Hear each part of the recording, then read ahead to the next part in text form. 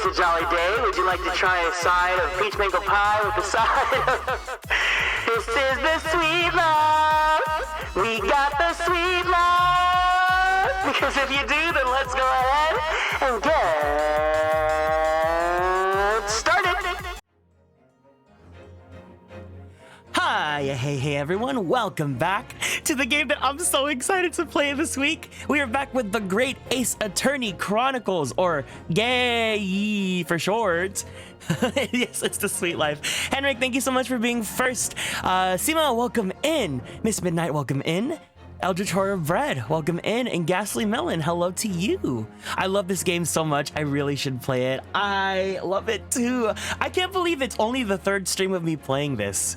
I was like looking back at like the VODs and all that. Shout out to Chan, welcome in as well. And I can't believe I've only played this game twice so far. You'd think I'd be playing this every week, but I do have this on the schedule a lot this month. So hopefully we can play more and more of it. I hope you guys are all looking forward to it because I love playing this game so much. I hope everyone's having a good Sunday. Hello to you guys. Good afternoon, good morning if you're still in, I don't know, Hawaii. And welcome to any other time zone. Sorry, I'm not warmed up today. I hope we're doing it. We are in the middle of case 2. So if anyone needs to head out because they don't want to see any spoilers or anything like that, I completely understand. But it is getting jahuhuhu-see. I also like that the starting menu, the main menu, this is the location for our current case. So I guess it changes depending on what case we're currently on, which I think is really cool. We're gonna go ahead and The Adventure of the Unbreakable Speckled Band, Part 2, Kazuma's Cabin. Yeah, because we left off when the part started. So this is the new part, right? Do I have another save file earlier in? Let me see if I do. Like at the start of this.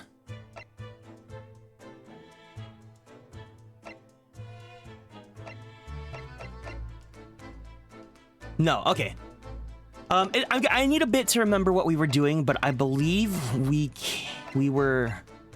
Can I? Is there like a record? Wait, there's like a message log, right? History. There we go. Let's see. Let me just recall my steps really fast. Hold on. Dark 10, brownish red. Repaired them for him. This mark was made by the polish on Kazuma's shoes as they were scuffed on the floor. Mark on the floor has been added.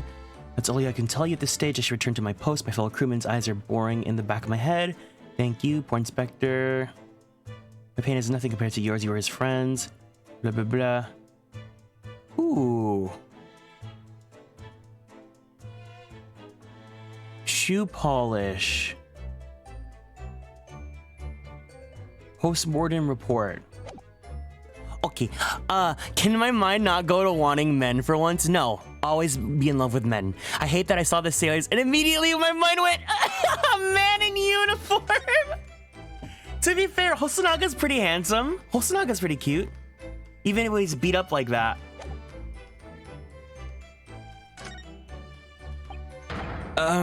You! Where'd you go? Sorry. I just went to the next door cabin. Why? Who gave you permission for this? Well, Seaman Hosonaga did. That new Japanese, was it? Later, I'll roll him into a ball and throw him in cold room. Oh, yeah, they're like Russian, right? They all have Russian accents. Ew, he's gone back to guarding the door. I hope Inspector Hosonaga doesn't find himself in too much trouble for our count. He's really gone out of his way to help us, hasn't he? When we get back to Japan, we'll have to take him for a steak at La Carnival. That could be a very long time from now, Naruhodo-san. Doesn't help that earlier I went bara then furry, so now it's a mess. I'm gonna go cook now to distract myself. All right, go have fun, Sima. See you soon. Can we leave now? Kazuma-sama's quarters. I forgot. What was the situation here exactly?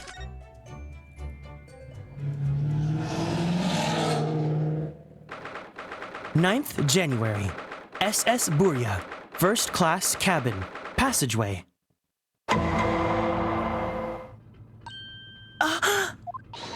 Look, Naruhodo-san! Seaman Stroganoff has gone. Strong enough? The burly Russian sailor who's always crossing his arms and glaring at us. All these Russian names are impossible to remember.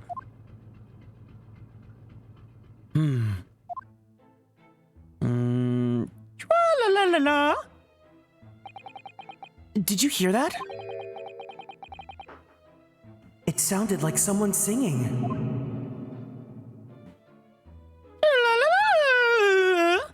I did the great detective way.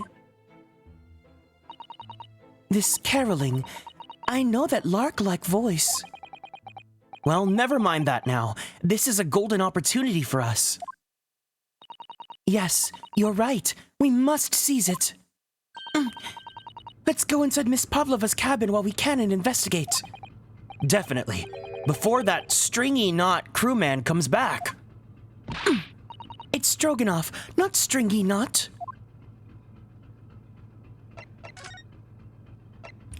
I feel we need to spend a little more time investigating here.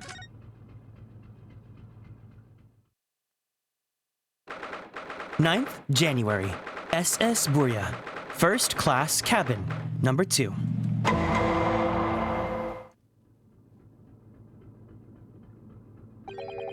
Miss Pavlova isn't back yet. Susato-san. Oh! Where's she gone?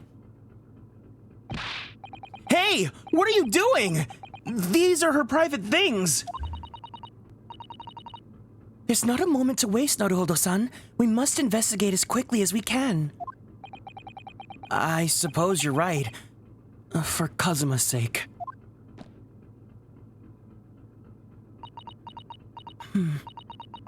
Not just for Kazuma-sama. What do you mean?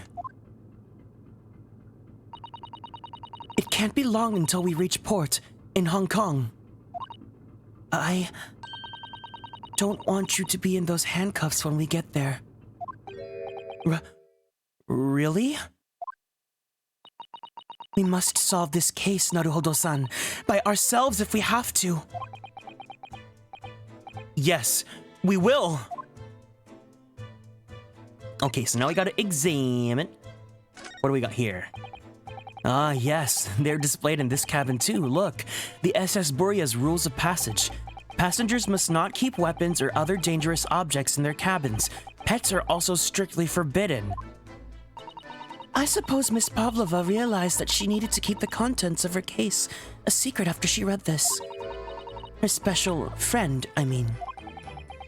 I wonder where her friend has disappeared to now. It's probably having fun exploring the ship, I imagine. I just hope Seaman Stroganoff doesn't find it and throw it overboard. Oh, yes. So do I. I've investigated thoroughly, but I can't find anything out of place. Naruhodo-san, are you there? Sorry? I'm right here, yes. Why? Oh, good. I thought you might have climbed into the wardrobe when I wasn't looking. There's no place like home. Believe me, I don't have some strange compulsion to jump into every wardrobe I see, you know. Well, anyway, I'm not sure anyone can fit inside this one. It's full of beautiful outfits. I suppose they're all stage costumes. I was rather hoping we might find Miss Pavlova's friend hiding in there, but no such luck.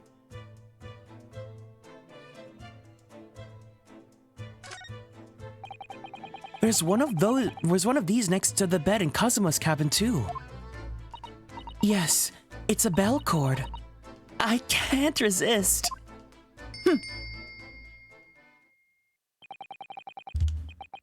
She barely hesitated there, and she gave it a good tug too.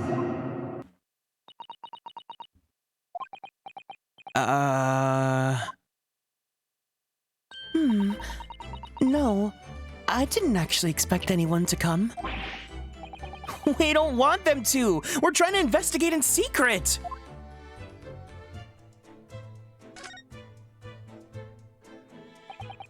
So this ventilator connects to Kazuma's cabin next door.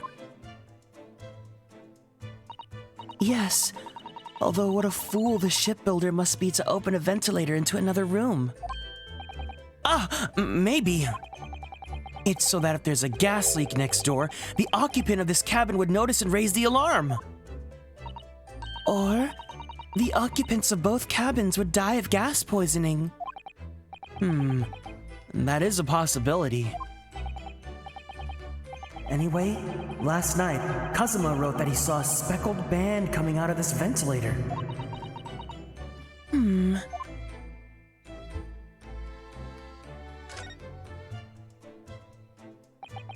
All the books have toppled over together. Look, every single one. Do you think that's a god of the sea, perhaps? He's toppled too, though. It's exactly the same as the bookcase next door. in Kazuma's cabin. Perhaps Miss Pavlova was practicing a difficult ballet pose and fell against the bookcase? I don't know. Will she really be practicing ballet on the same night she ran away from her ballet company? All right then. It must have been you. You lost your temper and knocked them all over in a fit of rage? Not everything bad happens on the ship is because of me, you know.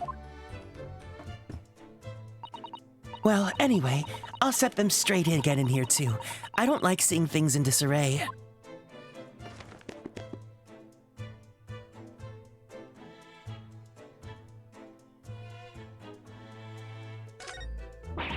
Oh my! Miss Pavlova's case is open! Is this an Ultimate game? I wish. Oh my god, I wish. No, it's a visual novel, but unfortunately there's no dating as much as I want to date the main character. It is a if you've never heard of Ace Attorney, it is a visual novel where we play as a lawyer. And where half the game is us investigating the case to find evidence and learn about the situation, and then the other half is going to court and trying to defend our clients. There's no dating, but everyone's very gay. Thank you for summing that up, Bread. It's completely empty inside, but according to the great detective's great deduction, she was hiding her special friend in there. Yes, a friend that she has to have keep secret. Because you're not allowed to bring animals aboard the SS Buria.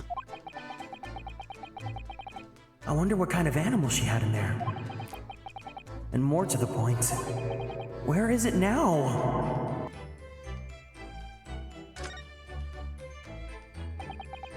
There are just a few books on the desk. Nothing else by the looks of it. Well, Miss Pavlova only ran away from the ballet last night. She's hardly occupied this cabin for any time at all.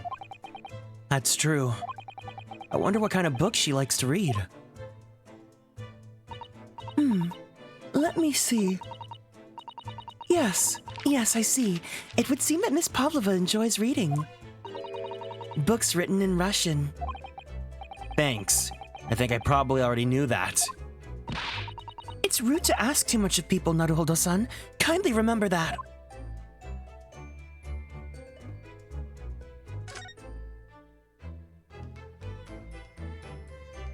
Tea. It would seem this teapot is empty.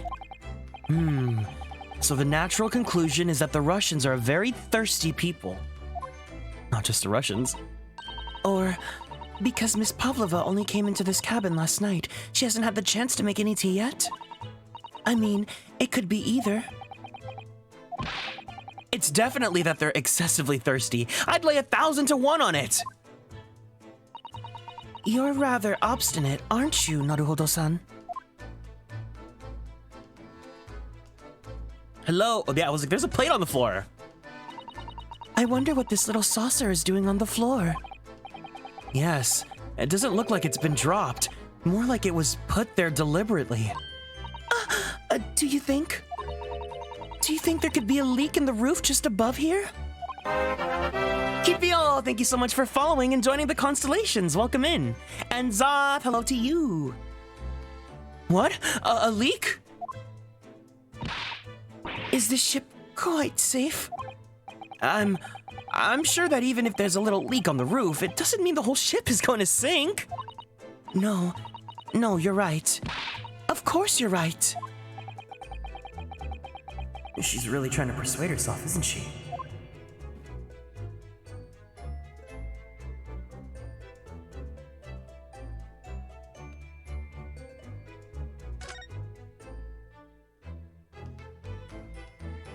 What else is there to look around for?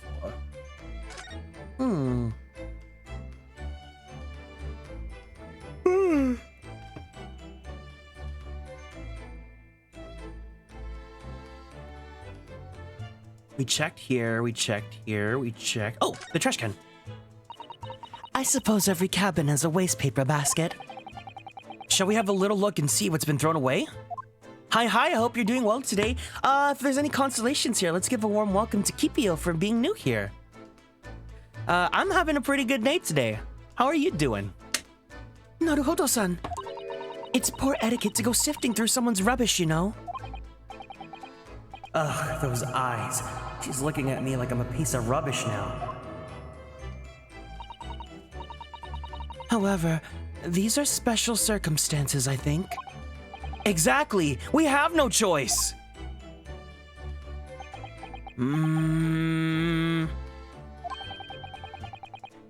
There's hardly anything in there at all. Oh, well, that's a little disappointing.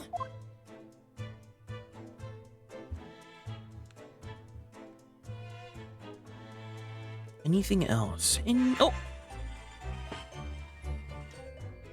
I got an email. Oh,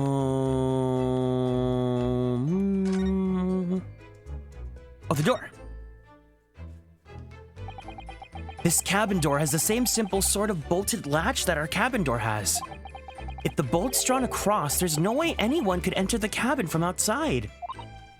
Yes, it's not a particularly heavy-duty bolt, is it? But still, it wouldn't slide across on its own accord, would it? No, and the door is made of metal, so there's no chance of trickery using magnets to unbolt it from the outside. And it seals up perfectly, too, to stop any seawater from coming in. So you couldn't use the method you told me of passing a thread through a crack around the closed door, either. I seem to know a lot of tricks for opening doors. I'm starting to see why they suspect me.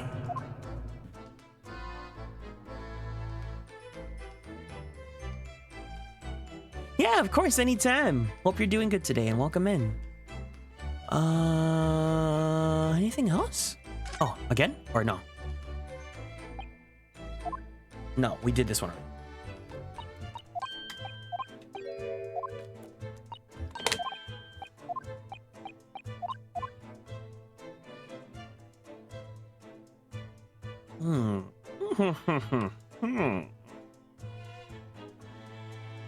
I'm doing great, just relaxing. That's awesome. Take it easy today. Today's Sunday, a day of rest. Are we done exploring here? I would never have believed that the Russian gentleman was actually a beautiful ballerina. I feel we need to spend a little more time investigating here.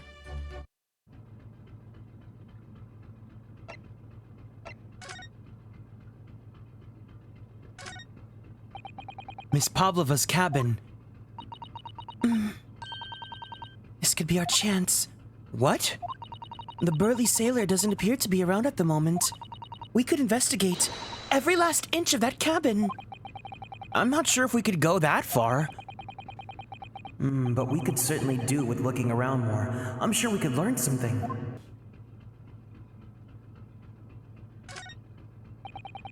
First class cabin number 1. Yes, that's our cabin. Not our cabin. It's Kazuma-sama's. Sorry? Your accommodation is confined to the wardrobe inside the cabin. Know how to make a stowaway feel small, don't you? As small as the wardrobe I've been calling home. Anyway, I wonder if Inspector Hosanaga's managed to uncover any new clues. Yes, we should probably find him and ask. Is that all we need to do here?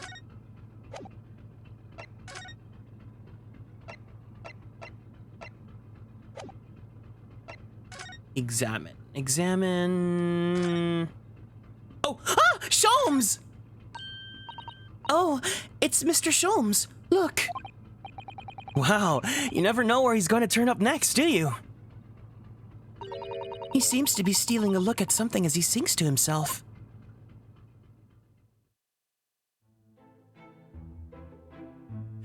Tra-la-la-la-la-la-la-la-la. I did it the great detective way.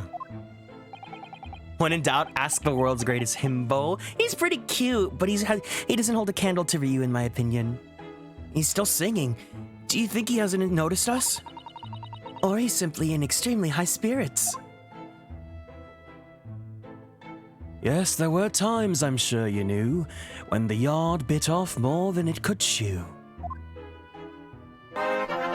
Lemon Girl, thank you so much for following and joining the constellations. Welcome in. I'm through it all, When there was doubt, it's lucky Herlock was about. Excuse me. I solved it all, and I stood tall. I did it the great detective way. Mr. Sholmes! Oh, what is it? You want to fight? Honestly, interrupting a fellow when he's singing, and I was just about to reach the climactic finish. Sorry, I thought you were never going to stop, so I figured now is a good time as any. I very nearly dropped to the floor with one of my famous right hooks. All right, I get the picture. Now, could you put those fists away?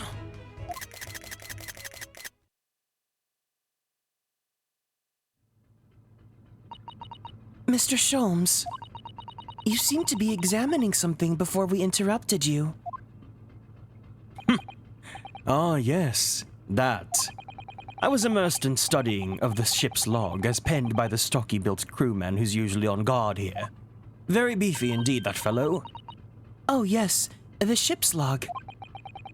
And did you find anything useful from it? Well, after 2 a.m. this morning, the majority of the entries are blank. Which means that there was nothing to report. Nothing of note happened, so...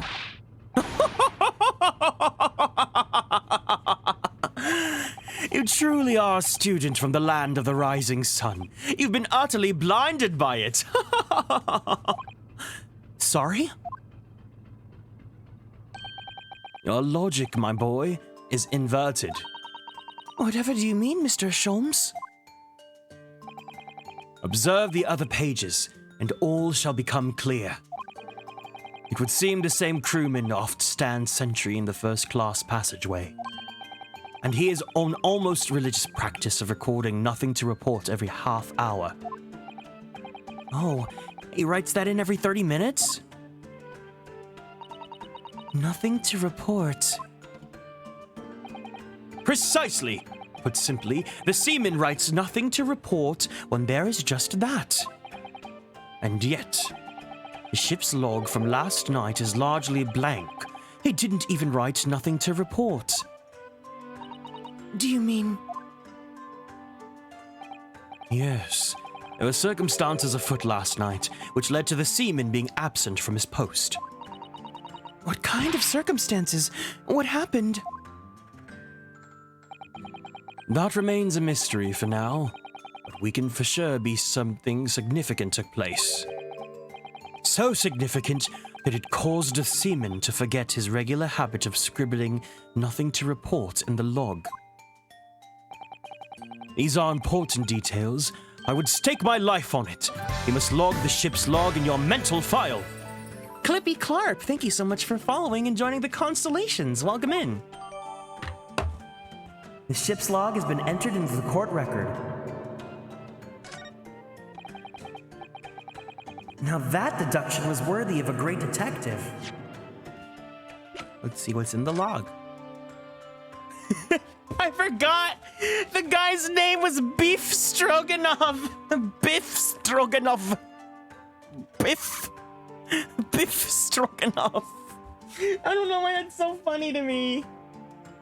His mama just named him Biff. Hold on, let me try switching to my AirPods because wearing the headset gets me a little dizzy just because it's squeezing my head. So let me see if I can connect to my AirPods really fast.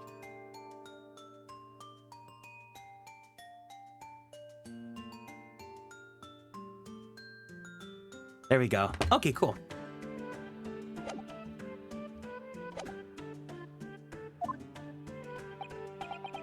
Oh, Jay, thank you for the care package. I appreciate it. All right, but Jay, if you're redeeming the care packages, then you better be stretching with us. All right, everyone, let's go ahead and get out of our seats. We're gonna go ahead and do a group stretch. So let's go ahead and twist our body to the left. Twist our body to the right. We're gonna go ahead and stretch our arms straight up to the sky. Roll out that right shoulder. Roll out that left shoulder. Very slowly and very gently roll out your neck. Take a deep breath in. And a deep breath out.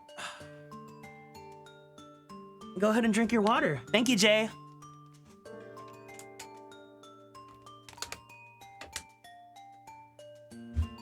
Ah, you're starting to understand what my way is, I see. What makes Sholmes Sholmes. Brilliance.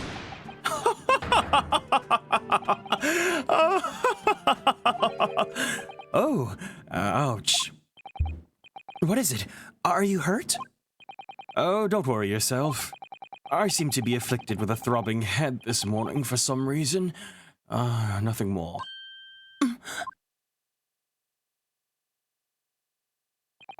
Well, my friends, until our next encounter. No, you're too cute. Don't leave me. Not good. He's still singing to himself. I can hear it as he wanders off down the passageway.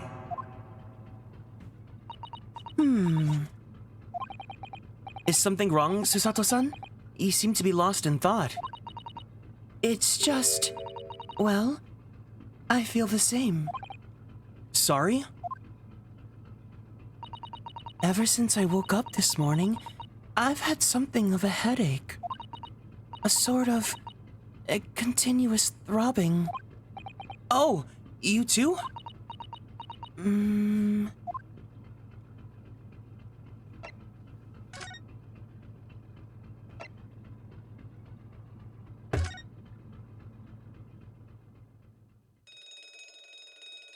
ding, ding, ding! What's that?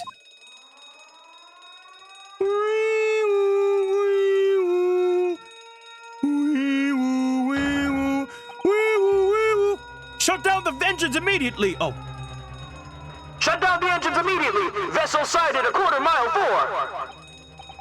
Full stop! Guard to starboard! All hands, brace for impact! What the? I think we're about to crash into another ship. What? I can't stand... Susato-san, hold on to me! Ah! Susato-san, are you all right? Are you injured at all? I think I'm fine. Thank you, Naruhodo-san.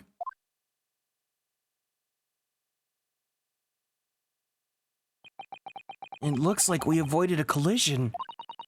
I think... Yes, the ship has come to a full stop. Oh my goodness! What about you, Naruhodo-san? Are you hurt? No, I'm fine. Hello?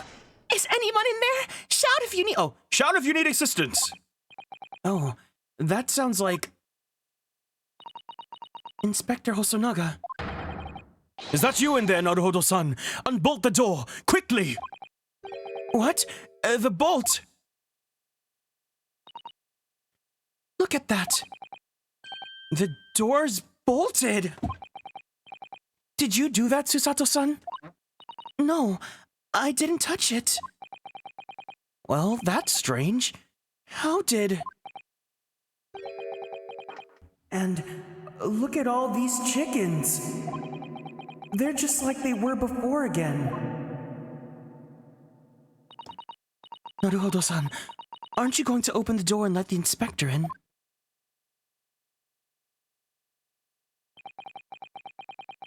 I'd better tidy this place up first.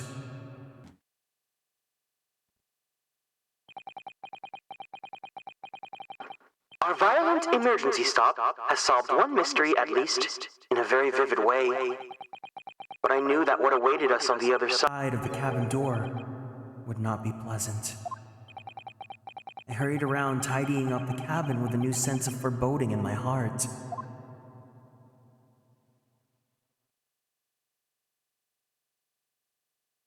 Oh, to be continued again!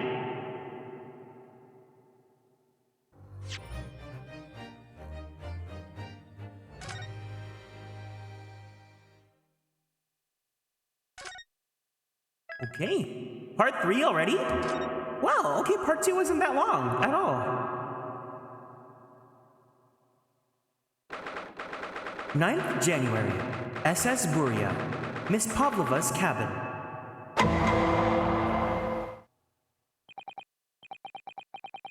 Somehow, the door to the cabin we were in ended up bolted after we made an emergency stop. Susato-san took a deep breath, then gently slid back the bolt.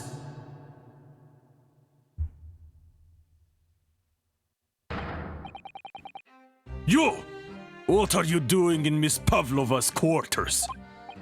Oh, you both look unhurt. Good. Oh, Hosonaga looks so handsome! Hi, Kieran. Hey, Lyra. Welcome in. Yes, we're fine, thank you. What on earth happened? We heard something about how we were going to collide with another ship.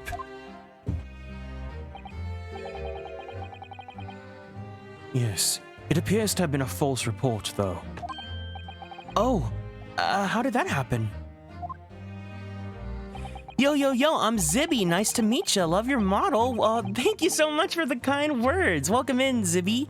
Can we go ahead and give a nice constellations welcome to Munithium or Zibby? There's a dense fog outside, so it's extremely difficult to see. Someone must have thought he saw a ship ahead. That person obviously triggered the alarm, and that's why we made an emergency stop.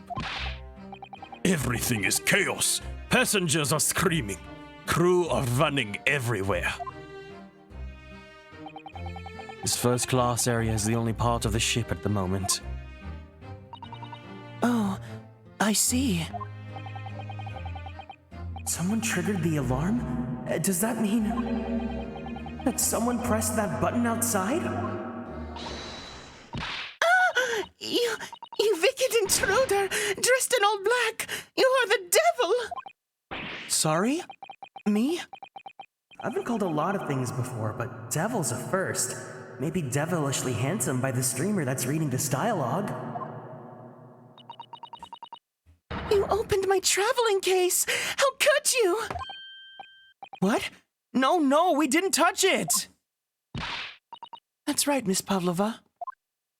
Such high quality streaming. I don't know about that, but thank you. It was already open when we came into your cabin. Inspector! Yes? Arrest this man! I know he did it! He's a criminal! It's not enough that he's killed a man! Ah! And he stole away it as well. If Vixen promises not to steal chicken, do you believe? Ugh. Take him away! He's trespasser as well as everything else! Stowing away, trespassing, killing, she's right. You are devil. It doesn't look good, does it? There is cell below deck. Throw him in. Tomorrow we dock in Hong Kong. Then we give you straight to police. Wait! A cell? Please, Inspector Hosonaga! Please, Inspector Hosonaga, is there nothing you can do? This is a Russian vessel. I really have no jurisdiction here. After my last effort to appeal to the captain's good nature, I think I'm out of options. This is terrible.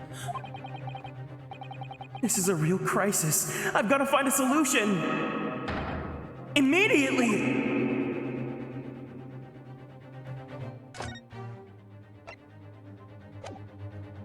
I somehow doubt we'll be able to leave here. I just need to keep calm and focus on the task at hand, which is investigating. Don't touch my things! Do you want me to show you where crawfish hibernates? Hiya! Mr. Naruhodo, what do you think you're doing? Wow, everyone's attacking me, and I was just starting to think she was my friend.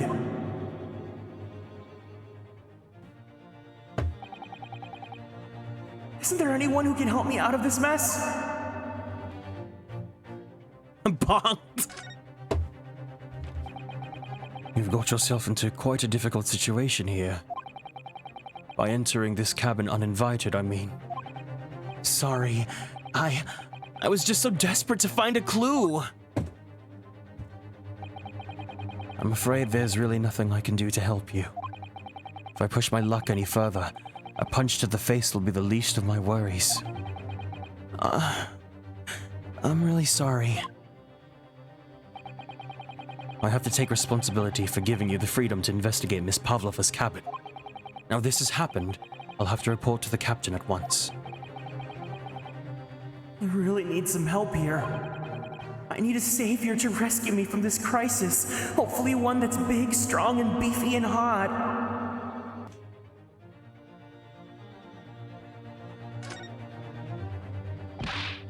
Please, just give me a little more time! I do nothing for you, except show you way to ship's prison cell. Thanks, but no thanks. But I'm innocent! I didn't kill anyone! In trespassing and stowing away? Well, you know, sometimes life can lead you down some unusual of avenues and, well... Hello, I hope you enjoyed the game and everyone enjoys the stream. Aw, Mavis, thank you so much. Welcome in. Enough! You are guilty. Ship's cell is only place fit for you. Come on, there has to be someone. This is a pretty cool stream. First time I saw this game was through a historian. Going through it with a voice actor is a different and awesome experience. Aw, guys, stop being so sweet. Some big, strong, beefy, homosexual savior to save me from this crisis and maybe give me a kiss.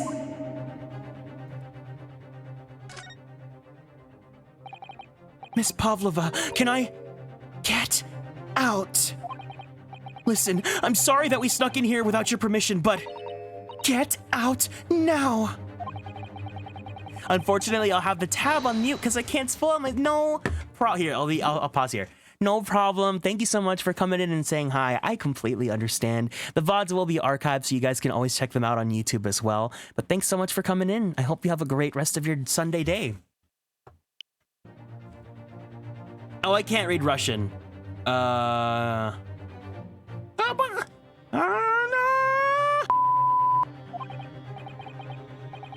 Oh, it's no use.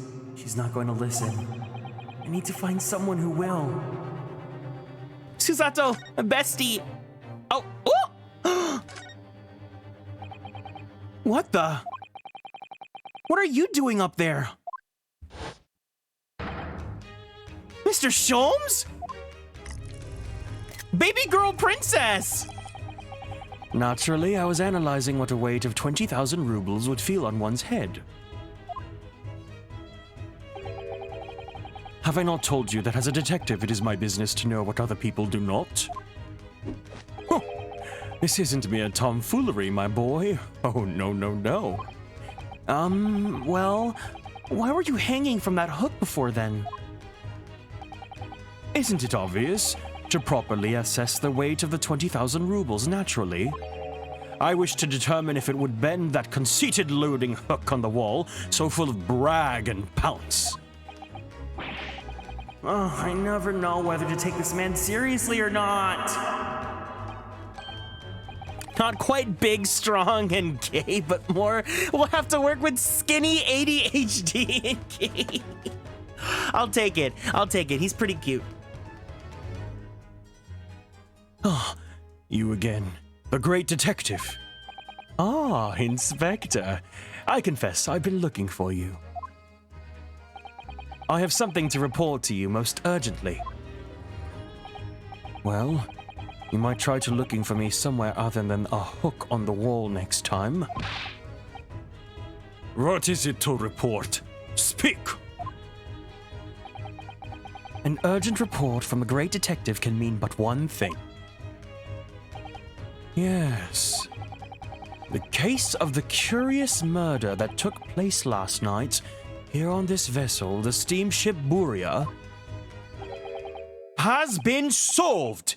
By me, naturally. Let's go ahead and save our game just in case.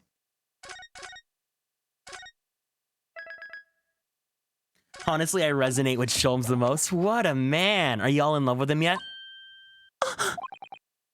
What? Sholm enters and rizzes everyone in the... He comes in and he says, let's give him the old razzle-dazzle. Really?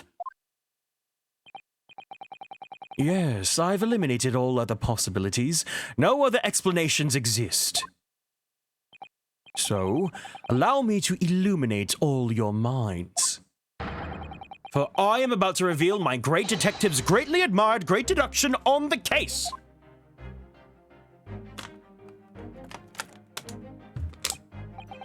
Oh, have you solved it? Even Hedgehog understands this case. We all know who was responsible for killing student boy this morning when we found criminal in wardrobe. It is the stowaway, and he has handcuffs to prove it. I didn't do it! The trouble is, there doesn't appear to be anyone else who could have killed the victim. Because as everyone knows, the cabin door was bolted shut from the inside.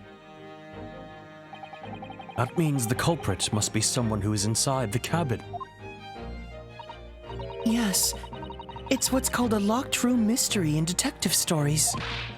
Da! Locked room. That is point. The room was locked. Well, I can't deny that. There's no way the bolt could have been drawn across from the outside the cabin. You are all quite mistaken. The cabin next door is not a so-called locked room at all. What? Oh yes, there is another entrance. An entrance used last night by the culprit in order to gain access to the cabin despite the bolted door. What other entrance? We never discovered one. Why, it gapes open-mouthed at you even as we speak. The ventilator, man. The ventilator? You think this is funny? I cannot even put my arm through that hole. That's because your arms are as thick as tree trunks. You're suggesting that the culprit entered and left the victim's cabin through that tiny opening? It's not possible. Ah, but it is. I know, right? Yeah. I do have my window open because I want some fresh air circulating, so if you guys hear any cars, I'm sorry. Last night, the victim even witnessed the intruder in the act of passing through the ventilator.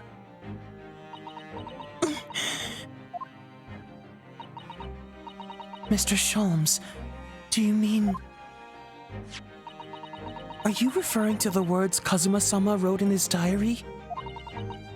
1:23 a.m. I can hear a faint whistling sound. 1:35 a.m. What looks like some sort of speckled band is dangling from the ventilator grilly. Precisely, my dear madam. But what does it mean? What is this speckled band? The answer to that particular conundrum is in this very cabin.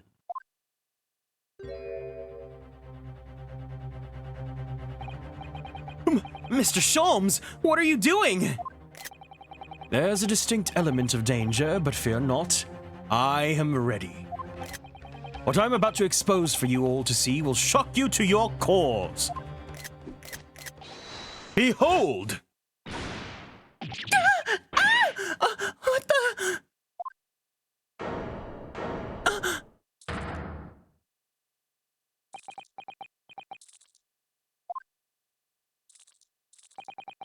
Allow me to introduce you to all to the band, the speckled band. A snake? Indubitably. Oh. I love you, Sholmes.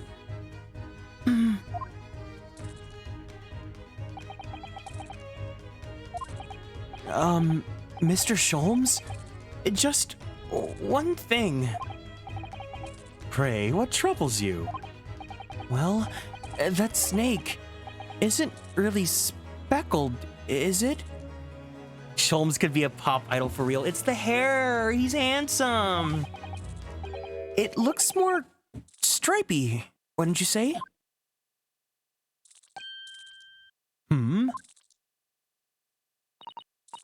Yes, you're right. I think in this case, you'd have to call it the striped band, wouldn't you?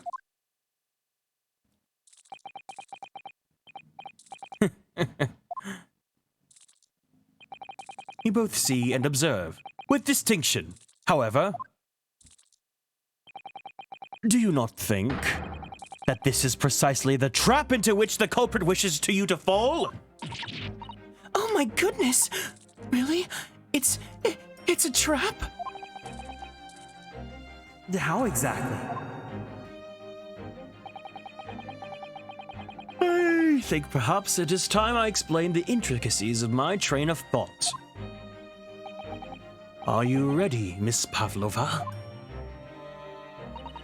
I'm sorry for the young man who died, but that is all.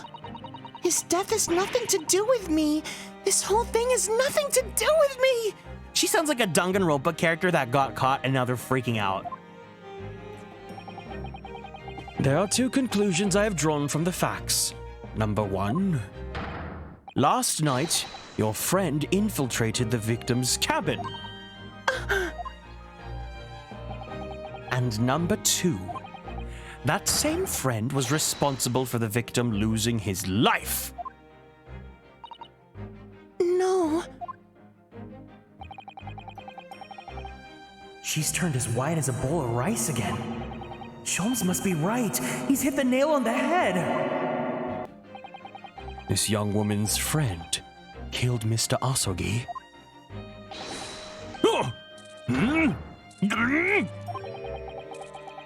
It looks like he can't speak without that snake coiled around his head.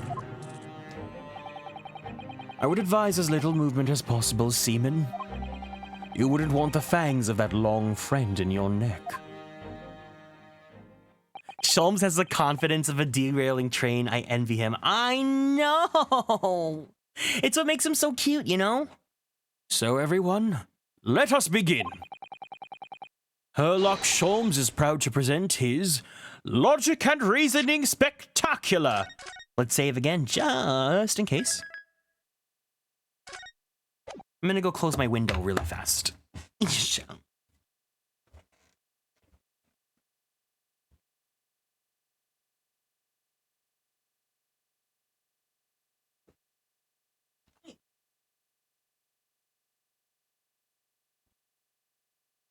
Oh, and now I have the sun shining in my room.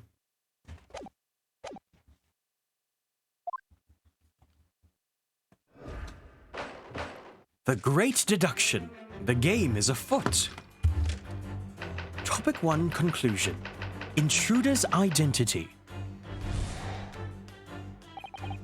Miss Pavlova, moments ago you claimed the following. His death is nothing to do with me. This whole thing is nothing to do with me. Yet you cannot deceive yourself. Yes, when you recall those horrid events, your aching heart smarts with pain. I would pay real mush money to go to a show where Sholmes just talks about whatever the hell he wants for an hour. Why pay money when you could just watch this stream? This stream is free for you guys. And it is the very pain that evidences your inextricable link to the victim's death. So we ask, what was the nature of this intruder that stole into the victim's cabin on that portentous night? Why, naturally, it was the friend with which you boarded this vessel, was it not? Lunita Wolfs, thank you so much for following and joining the Constellations. Yeah, this is your free Sholmes. Ah, as I suspected, another telltale glance. Without doubt, your friend is the writhing serpent we see before us. And yet, the fact leaves us in a quandary. The victim's written observations on the night in question tell of a speckled band, whereas regrettably, This specimen's markings do not fit that description in any way. Thank you for the warm welcome, no problem. Can we give a good old Constellations welcome to Lunita for being new here?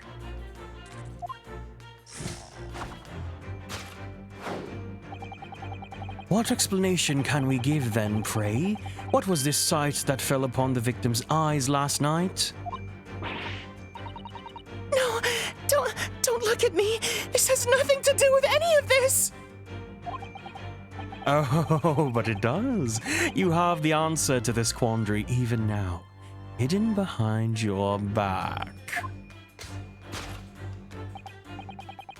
Yes, that which you are trying but failing to conceal can only be the snake-sloughed skin. Evidently, after the subtle and horrible crime, this most deadly friend of yours shed its original skin. No? I don't know what you're talking about. Last night, through the ventilator visible on this cabin, your then speckled friend slithered next door.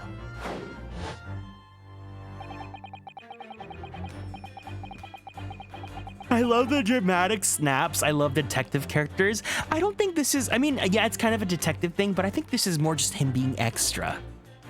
Using the bell cord on the other side of the bridge, a serpent silently descends into the victim's quarters.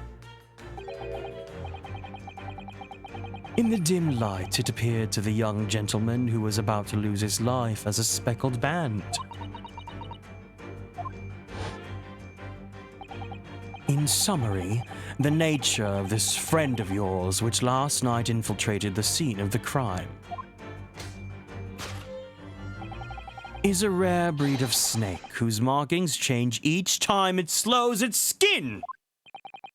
A snake so dreadful we can only imagine it would be found in the deepest depths of India. Intruder's identity, a beloved speckled snake. Topic 2. How Mr. Osogi died. Moving on, we come to the heart of the matter, the grim demise of the victim. How did this young, handsome, beautiful boyfriend of this young, handsome, beautiful player character lose his life? And why?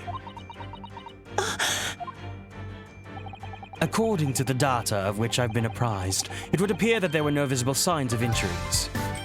Vane Turban, thank you so much for following and joining the Constellations. Welcome in. You narrate the character so beautiful. Thank you.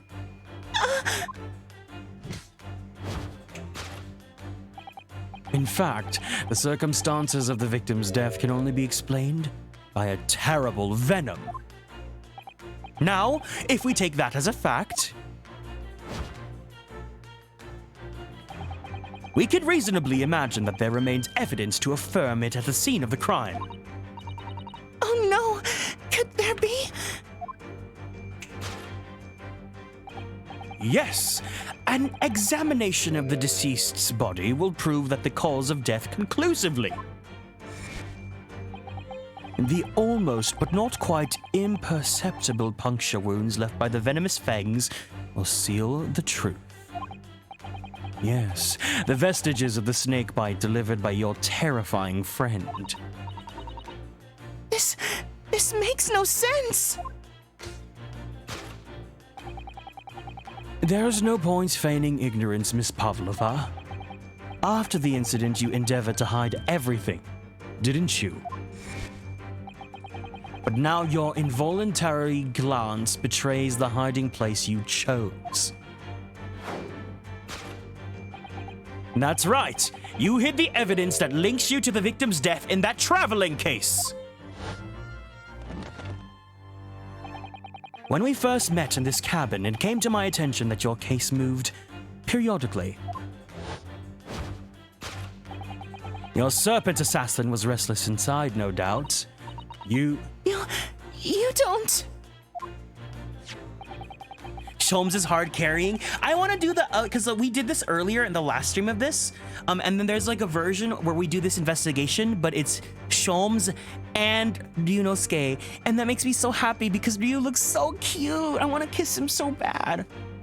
It is telling that the victim made note of a low whistling sound that he heard minutes before his end. That was your signal, was it not? The sound you had used to train your serpent friend. Kieran, I decided to be kinder this year. We will strive for it. Moonfall, I'm glad to hear that you decided to choose to do that. I really would love if you guys could all be, kind and awesome people.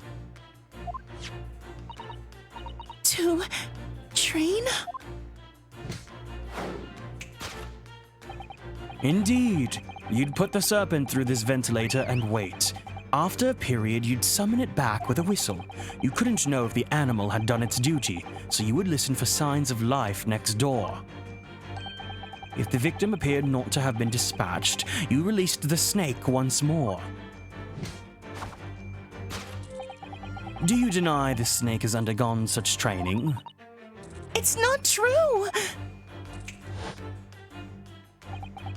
Having slithered through the ventilator and down the bell cord, the creature needed only to sink its fangs in once. And its venom would course through the victim's veins, ending his existence, his poor, sexy, beautiful existence, forever! That is the true nature of the speckled band that took this poor, young, beautiful man's life. There can be no doubt. My logic is infallible. How Mr. Osugi died? Death by a venomous snake's bite. Sholmes is sounding kind of fruity. That's because everyone in this game is fruity. Thus concludes Herlock Sholmes' great deduction of the speckled band.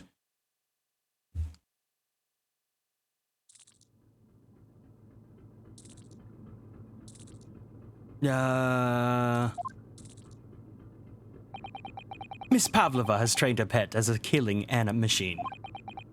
There on the floor, you will observe a saucer of milk. The promise of food is the key to training any creature. Incredible! You've solved the mystery! Oh, amazing. Your great deduction really lives up to its name. Herlock, I love you, but your deduction's kind of all over. Well, that's exactly why. The point is that his deduction isn't actually right. We have to see what we have to rearrange the deductions to make it make sense. I see why Herlock Sholmes has become such a household name. My dear man, it was nothing remarkable. As the Russians say, I could have done it with one left hand.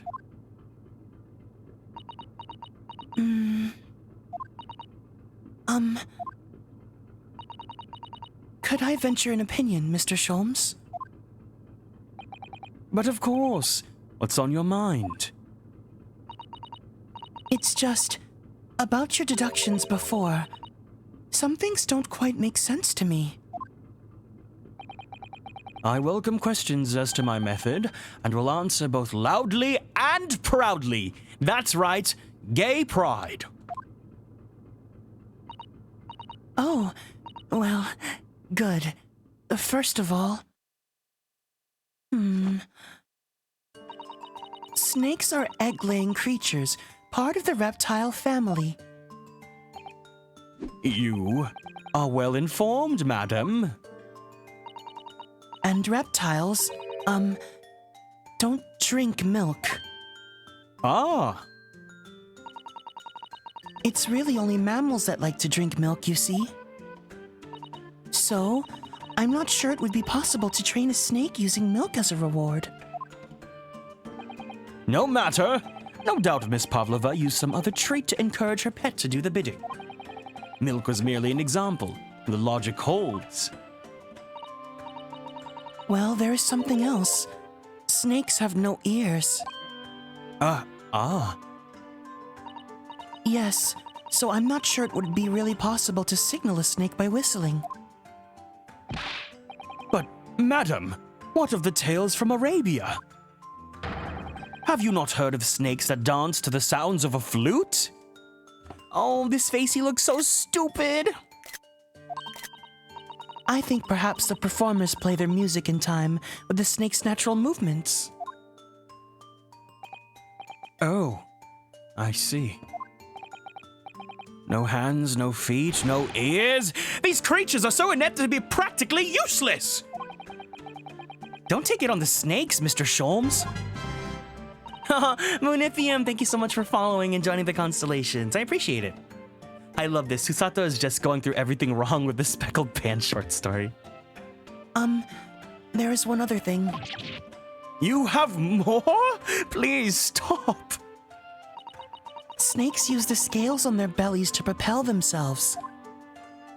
So, I'm not really sure that a snake could manage to climb up a flat bell cord like the ones in these cabins. Then it should try harder. Please, don't be angry with me, Mr. Sholmes. The point is, even if the snake had gone through the ventilator on the next door cabin, it couldn't have come back without help. What I'm trying to say is that there are a number of reasons why it's difficult to imagine the snake could have had a part in this.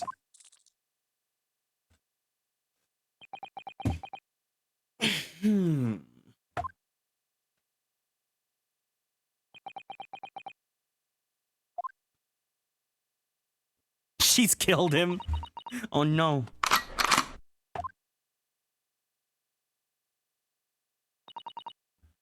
I think we need to step in and help again, Mr. Naruhodo. Oh no, you don't mean... Yes, we need to modify Mr. Sholmes' last deductions and turn them into the great ones they ought to be. I had a feeling that was coming. All right, let's give it a try. Sholmes, you poor little himbo, living off so much confidence in a dream. Is that not what makes him so attractive, though? Just what I was waiting for. Mr. Naruhodo. Yes? Right. So, cast your eyes down to your wrists again. What? You've done it again! Your handcuffs are gone. Where did they go? Fear not. I shall see they're restored after our work is done. I really wish you'd leave them off. Now, everyone, let us begin. Herlock Sholmes is proud to present his Logic and Reasoning Spectacular. I'm so excited, you guys. You get to see Ryubi. He's so cute.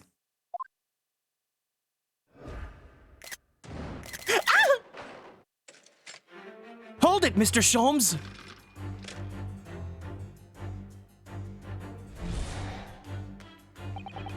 Miss Pavlova, moments ago you claimed the following. His death is nothing to do with me. This whole thing is nothing to do with me. Yet you cannot deceive yourself. Yes, when you recall those horrid events, your aching heart smarts with pain. She does have a pained expression on her face. Yes, that's true.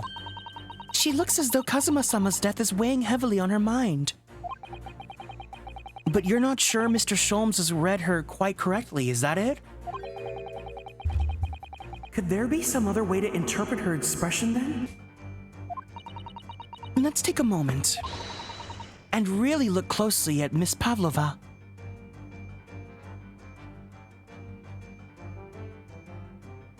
Yes! Yes!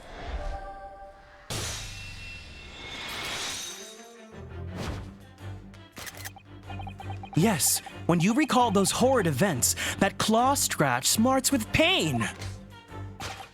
Indeed, and simple observation reveals that the wound is fresh. Miss Pavlova, did you in fact receive that scratch sometime last night?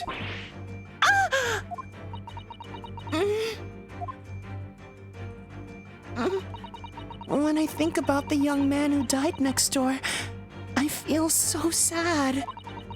And when I'm sad, the pain from this wound is worse. And it is that very pain that evidences your inextricable link to the victim's death.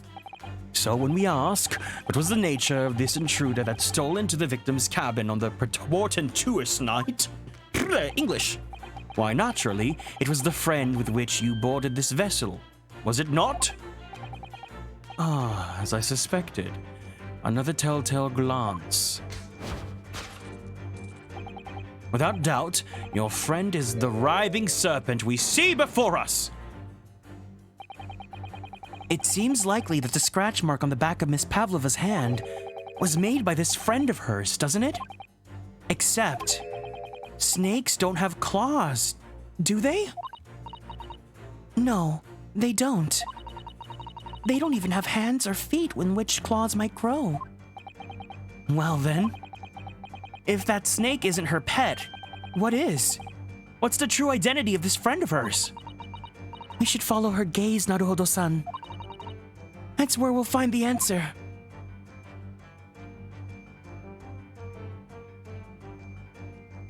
Yes! Yes!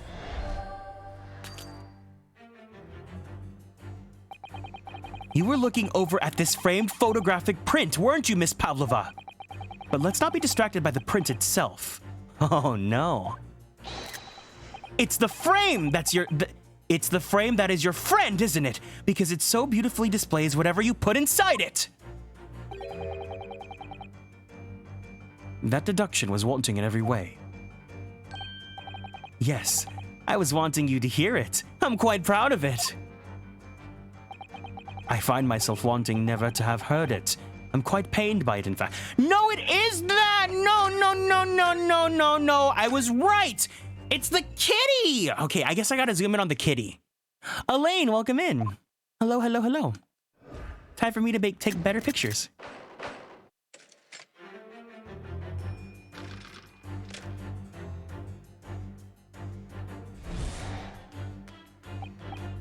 Okay, I'm gonna drink some water while I go back.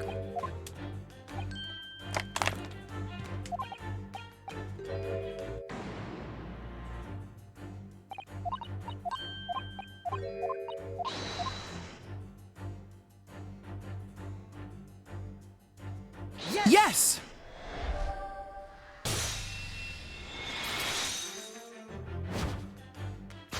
Oh, he looks so cute. His nose looks so kissable.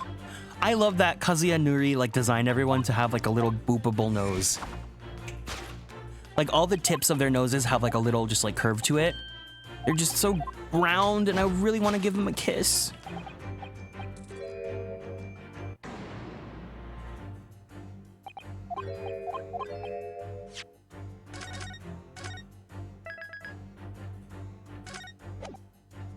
I wonder though, is this the trial? Do we not actually have a trial then? We just have this investigation?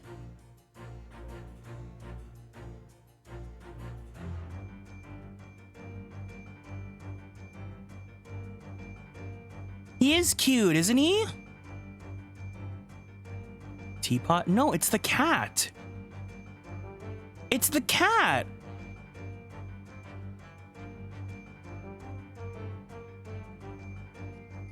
What is the true identity of her friend? It's the cat inside. Ah, look at the photograph in this frame. This must be something Miss Pavlova brought with her when she ran away. Also, welcome in. She is exceptionally beautiful, isn't she? Yes, that's true. But personally, I think Kazuma's even more beautiful. And I think you're even more beautiful, Ryu. It's the little black creature she's holding that's caught my eye. Maybe we'd better take a closer look at this. Yes! Yes!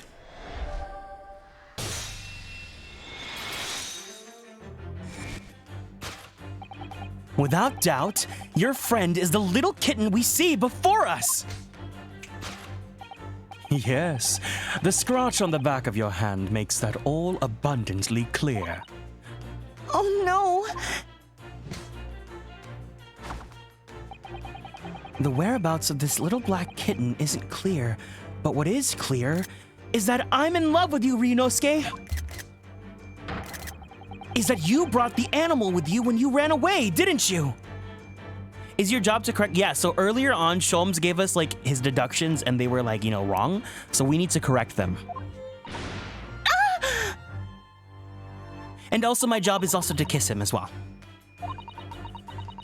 Darka is my best friend. I couldn't leave her behind. Darka would appear to be a Russian blue. And yet, that fact leaves us in with a quandary.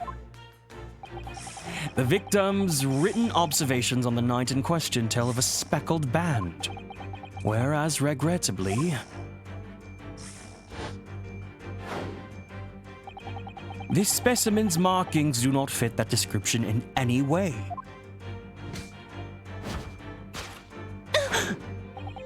What explanation can we give then, pray? What was the sight that fell upon the victim's eyes last night? No, don't look at me. This has nothing to do with any of this. Oh, but it does. You have the answer to this quandary even now, hidden behind your back. Yes, that which you are trying but failing to conceal can only be a snake-slowed skin. Did you see that? She just took something out of her pocket and hid it behind her back. If she'd just left it in her pocket, no one would even know. Oh yes, ploys like that are Mr. Sholmes' specialty. He's ever so clearly forced her to reveal something. Can they make an anime out of this? I mean, they made an anime out of Ace Attorney 1, so... I thought deduction was his specialty. Or maybe making me believe that was a ploy too. Anyway, I find it hard to believe that that's the skin of a snake. In which case, just what is Miss Pavlova hiding behind her back?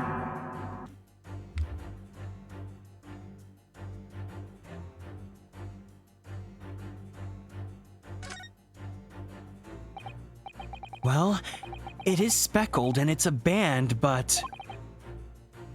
what is it? It seems to be soft and fluffy. A long piece of cloth of some sort. And that looks like a handle at one end. I think it might be a cat's toy. This is sort of common in the West, apparently. How is that a toy for cats? Cats like to chase the band around and paw at it. Kittens in particular love that. Kittens in particular love that sort of play. You only need to wave it in front of them, and they pounce to catch it. That sounds positively adorable.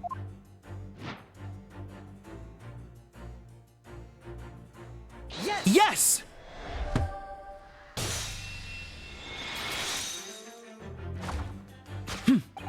Yes, the thing that you are trying to hide but failing to conceal is, a cat's toy. Precisely, and the true nature of the now infamous speckled band. And it was this toy that you dangled through the ventilator. You waved it around, I presume. Naturally, the victim could not fail to notice it. But why? For what reason? My dear boy, there can only be one answer to that. After her feline friend disappeared through the ventilator into the neighboring cabin, Miss Pavlova attempted to use the speckled cat's toy to incite the creature to return. In summary, the nature of this friend of Miss Pavlova's, which last night infiltrated the scene of the crime, is a blithesome Russian blue breed of cat by the name of Darka.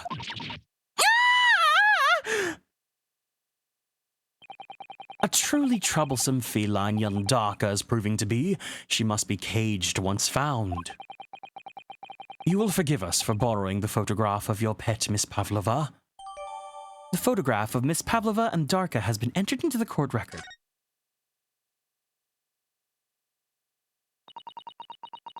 It It was after I gave her food last night. Gotta go work out now. Bye-bye. Thank you for hanging out, Henrik. I hope you have a great workout. Take care. We'll see you again soon. That's when it happened. She scratched the back of my hand and then ran up the bell cord.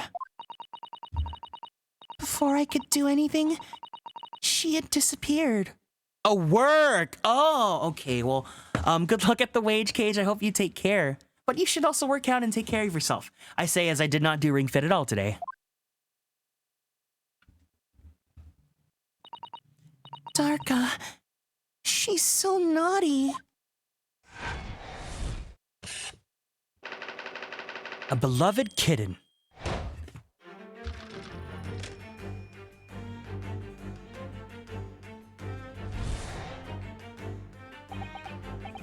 Moving on, we come to the heart of the matter, the grim demise of the victim.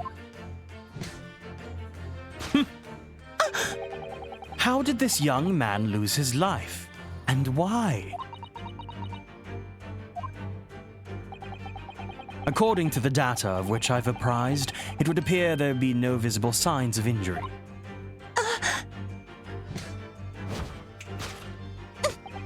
In fact, the circumstances of the victim's death can only be explained by a terrible venom. What Mr. Sholmes says is true. There were no signs of a wound anywhere on Kazuma-sama's body. That's right. Was he allergic? I don't know. But Mr. Sholmes seems to be unaware of one very important detail. That Kieran himself is actually very allergic to cats. Kazuma wasn't poisoned. Yes, it would seem so. Let's give him the information he's missing now. Let me save my game just in case.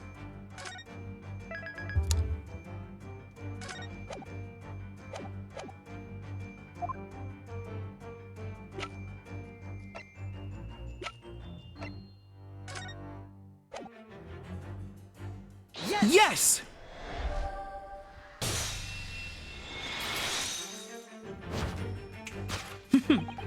In fact, the circumstances of the victim's death can only be explained by the post-mortem report. Ah, yes. I knew it was one or the other. His neck was... Indeed, the breaking of the cervical vertebrae is fatal. Only that Goliath would be strong enough to survive that. Seaman Stroganoff is not some immortal freak, you know. Ah, Ryu's face is so cute! The jury is out. Anyway, we have on good authority that the victim's neck was broken. Now, if we take that as fact, we can reasonably imagine that there remains evidence to affirm it at the scene of the crime. That's what you were thinking? That Ryu's cute? Yeah, Ryu's super, super, super cute. I really wish he would kiss me. Oh no, could there be... Yes, an examination of the deceased's body would prove the cause of death conclusively. Why does she keep acting like she's guilty? Because she's probably guilty. Kazuma died because his neck was broken. In other words, he was probably struck by something or someone. Yes, that's a distinct possibility. As of yet, no weapon has been found, though. Presumably, Darka didn't silently creep up behind Kazuma and deal him a fatal blow. I suppose. It's possible that he had a fall and hit the ground awkwardly. It could have been a terrible act of misfortune that he broke his neck completely by accident. Oh, yes. A bad fall could explain it. It's rather hard to believe of Kazuma-sama, though. He wasn't a clumsy man. Well, we need to fix this deduction somehow. Is there anything from the scene that could explain what happened?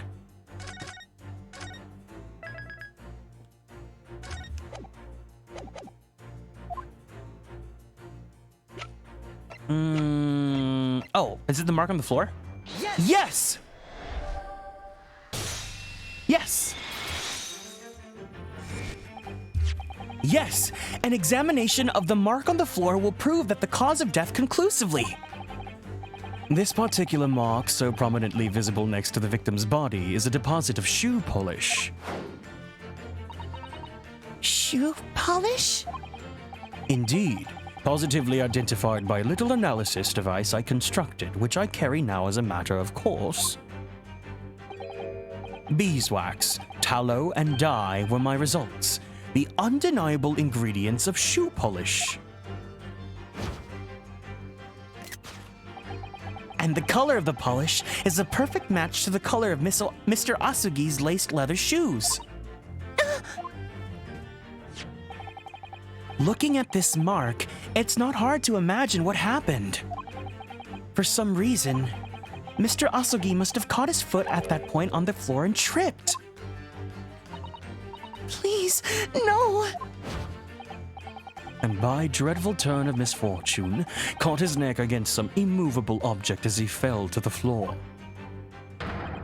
Suffering a fatal blow to the spine, the victim's vertebrae shattered, and in that instant, he lost his life. No!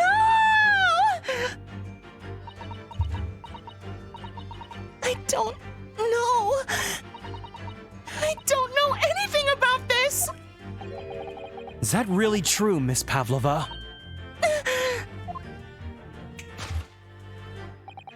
What about the evidence left at the scene where Mr. Asugi lost his life?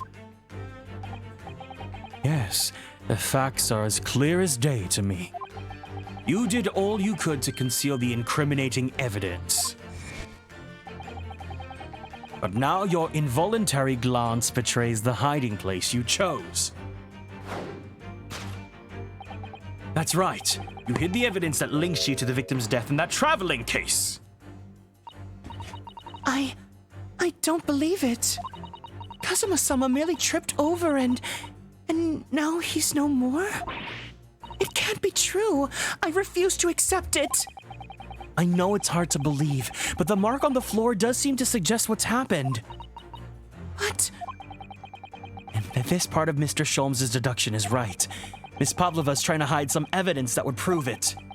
Here in this cabin, somewhere in the direction that she just cast her eyes. Where, I wonder?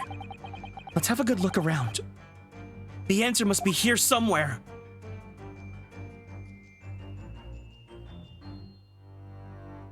I think it might be the tiara.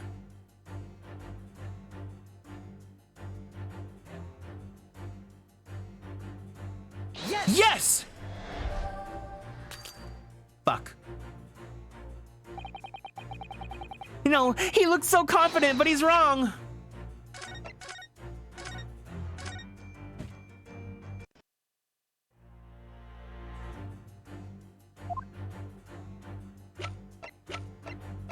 Yes! If, like, we hear yes, but we don't hear the music stop, then, you know, that means we got it wrong. But if the music stops, that means we got it right. Kazuma's boots look so handsome. The little, like, what do you call them? The boot covers he has? Oh, but Ryu looks so cute!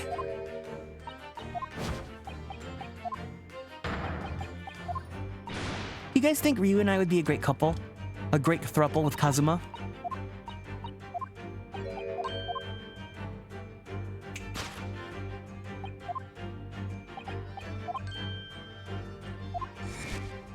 Okay. Yeah.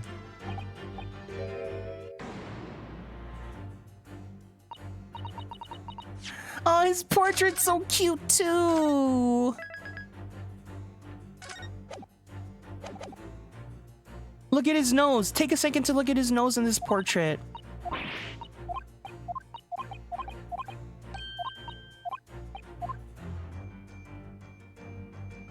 Traveling case, tiara. Is it the wastebasket? Or can we look inside the traveling case? This is where Miss Pavlova hid her friend. That's right, and it wasn't a snake after all. No, it was that little kitten she calls Darka. Not that it's anywhere to be seen now. It seems to have left itself out on the case and gone exploring. I expect it's wrapped itself around someone's head somewhere, trying to make a new friend. Either that or it's scratching their head to pieces. The point is, where has it got to?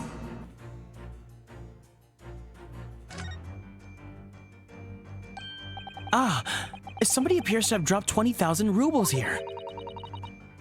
Hi, Kieran. Sorry I've missed the past few streams. I've been so busy with work. Please don't apologize. It's okay. You guys don't have to be here in every stream. I completely understand. But welcome back in, Isa. I hope you're doing good. It hasn't been dropped, Naruhodo-san. It's been placed. I'm starting to sound like Mr. Scholz. Stop trying to sound like the great detective.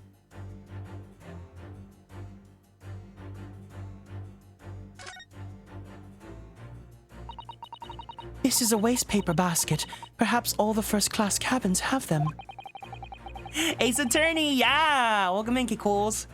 But Miss Pavlova only started occupying this cabin late last night. Presumably, there's not much rubbish in there yet. Oh, what's that? It's a broken piece of glass, isn't it? Yes, it is. And I feel like I've seen it somewhere before. If it looks familiar, perhaps it's more than your mind is simply playing tricks on you. Yes! Yes!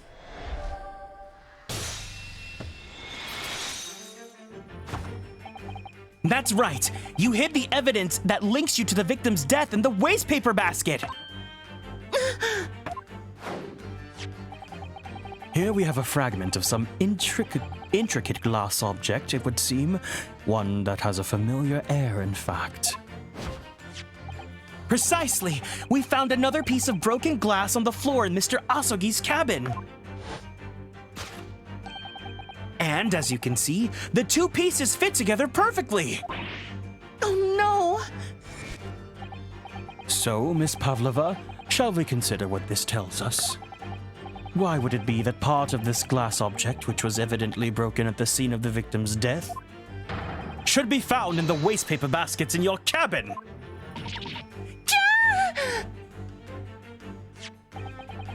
You're well acquainted with the glass bell, are you not? I don't... I don't know, and that hushed Russian accent of yours won't save you this time, dear girl. Why? Because we have conclusive evidence linking you to the bell in question. What? Take it away, Mr. Naruhodo. Yes. Oh, save time.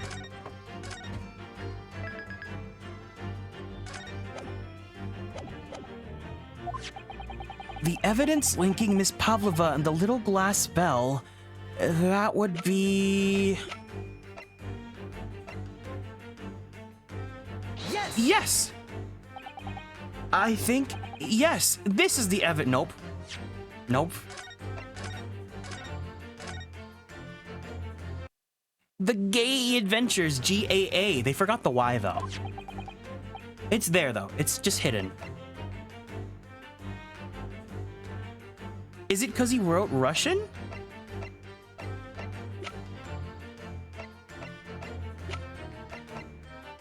Yes!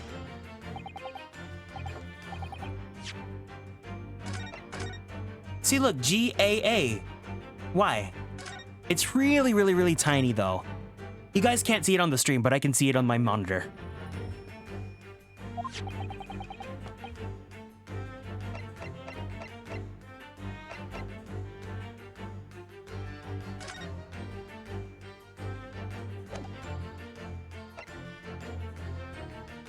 Pavlova and the little glass bell?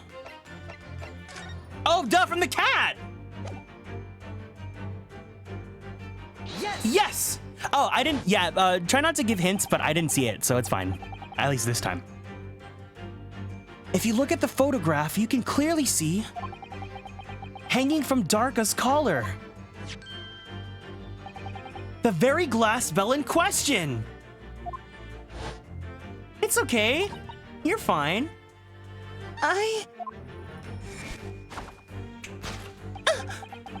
The truth has caught up with you, Miss Pavlova. The young man who lost his life last night did so after a truly inauspicious fall. And the cause of that fateful stumble?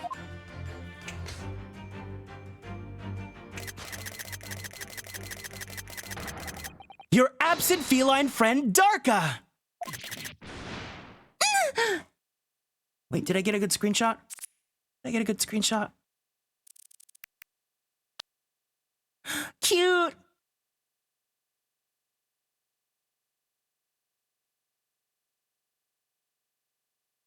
I didn't get a good one of them together, though, without the text box. Well, either way.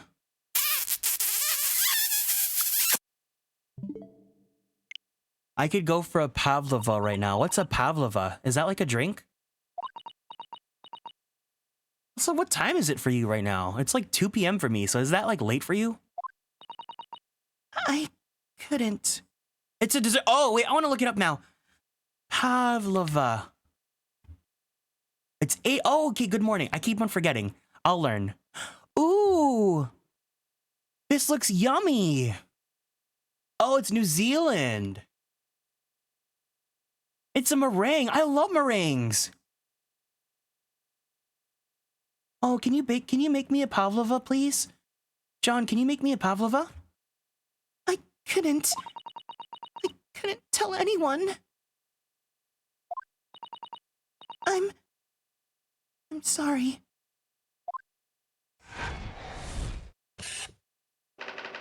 Death by tripping over a cat.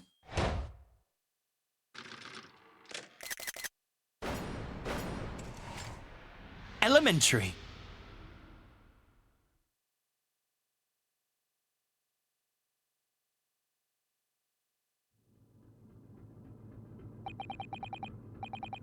Why don't you tell us now, Miss Pavlova? Tell us exactly what happened last night. It was a little after 1 in the morning. It was so late, but I hadn't had time to feed Darka, so I gave her some food. BRB getting food? Oh, get me some food too, please! And then, all of a sudden, she scratched me and jumped out of my hands. People do say that cats become very anxious and nervous in new environments. Shin Tofu, thank you so much for following and joining the constellations. Welcome in. She was so fast. She disappeared through the ventilator before I could stop her. And that is how you acquired the rather nasty wound on the back of your hand, I take it? Yes. And I had read the, rules on the wall. I knew that I was not allowed to Darka with me. Yes. Modern science suggests that animals can carry infectious diseases. It's a precaution, really. So I listened and listened, trying to hear if there was some noise in the next cabin.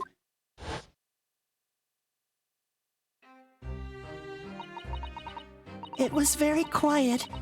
I was sure if someone was there, he must be sleeping. So at that point, you thought it safe to try to lure the kitten back again. Welcome in, Echo Yuri. Hello to you. By dangling the end of the toy through the ventilator and into the adjoining cabin. Darka always loves this toy, but it didn't work. Nothing worked. I tried using her favorite toy. I tried whistling to her softly, but nothing. She didn't return. So the faint whistling sound Kazuma wrote about in his diary was Miss Pavlova trying to retrieve her pet. Cats have a propensity to remain hidden in the shadows when frightened. Yes, so there was nothing else I could do. I just had to wait until she had calmed down. But then...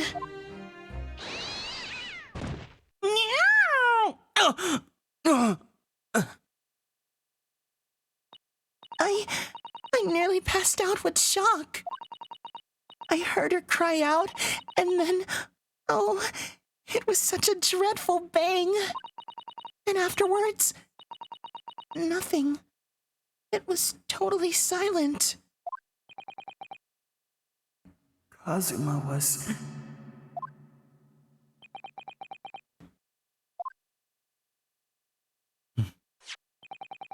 From the appearance of the brown mark on the floor, it seems likely that what you heard was the victim stepping on the glass bell and tripping up. The SS Burya is a large vessel, but even she can pitch and roll violently without warning. If Mr. Asogi was already off balance as a result of the ship lurching when the kitten got under his feet, the combination of unfortunate factors could easily have caused him to fall over.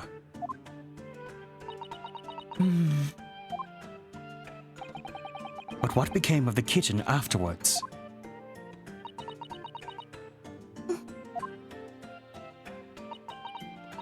In the end, it doesn't even matter. I managed to get her back to come back through the ventilator. Yet Darka is nowhere to be seen. I must have forgotten to lock my case. And now she's disappeared again. Gracious, that cat is as insufferably restless as I am. Well, he knows something about himself at least. But it's what makes him really attractive, so I guess I don't mind.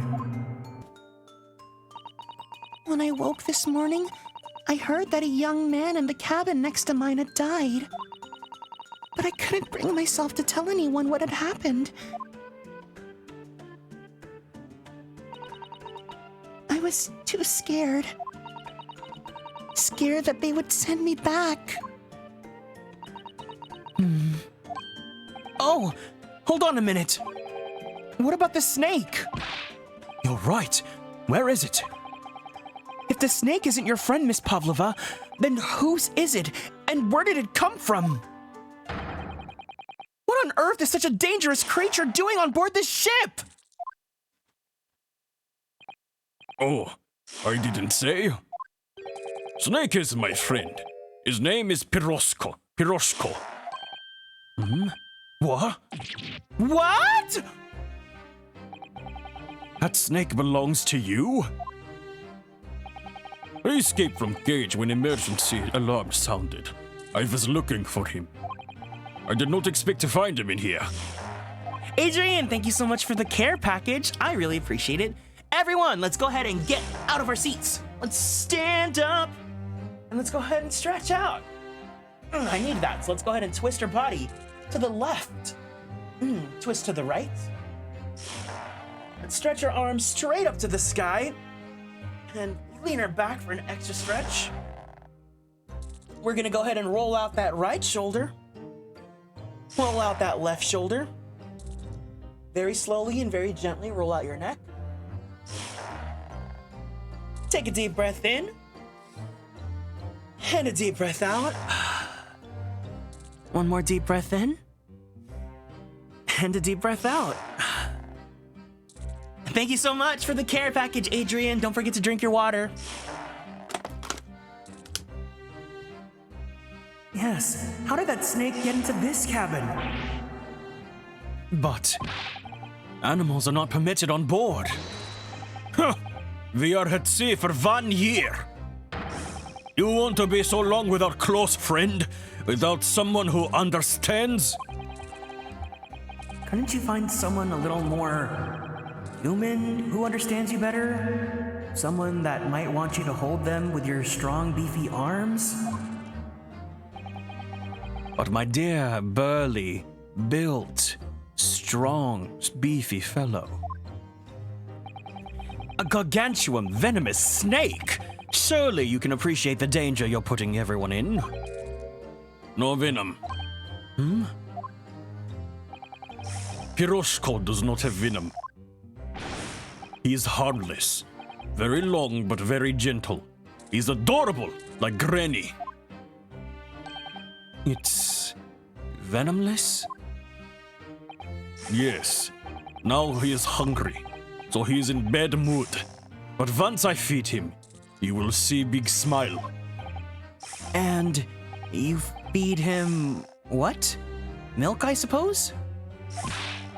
Huh? Like they say, they milk chickens? Ridiculous. Snakes that drink milk are only in stupid stories. Piroshko eat mouses.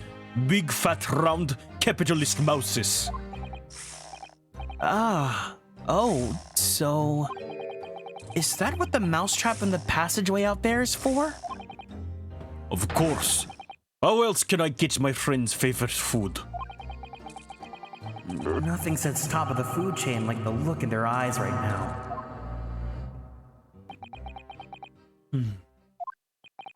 He's a strangler, not a biter. It refuses to drink milk.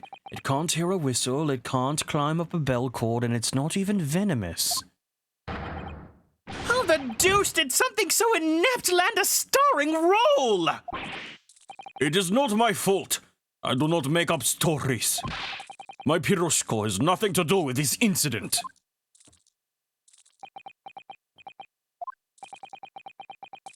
So, that's what happened. That's the truth behind my boyfriend's tragic death.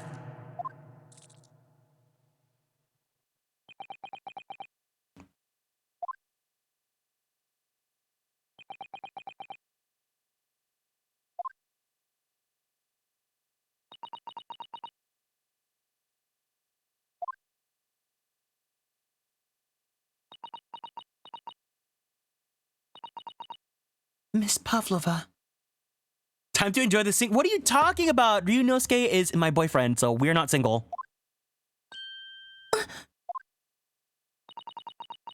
I understand the difficult situation you found yourself in, and I do sympathize. But please remember this. A young man lost his life. If you're going to attempt to cover up your guilt with lies, then no matter what the circumstances, I cannot forgive you. What? What are you talking about, Miss Mikotoba? What lies? Miss Pavlova just confessed everything.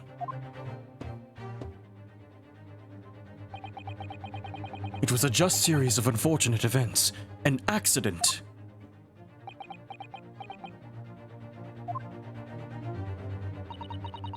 I'm no great detective like Mr. Sholmes.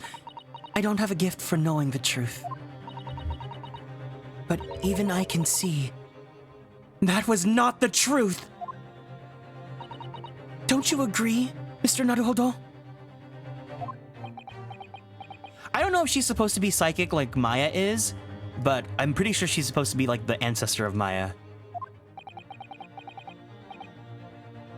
To be perfectly honest, yes.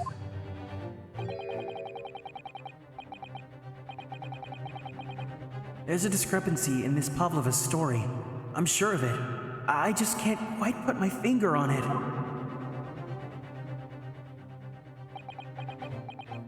Netsuko, welcome in. I hope you're doing good. I confess. I was intending to let Scotland Yard deal with any of the outstanding issues on the matter. Oh! I'm only present here for a very specific reason. The truth is, you, Mr. Naruhodo, are simply a distraction. You have something for you? What? What do you mean? A distraction? I do hope you've not been finding your shackles too uncomfortable. No! Thank you so much for the 100 biddies. I appreciate it. Not again. Not 100 biddies. When did they do that? Especially as they're on your wrist as a result of my intervention. I was rather hoping I could resolve matters before we made our next port call. You were, Mr. Sholmes? Yes, but I overlooked one important detail.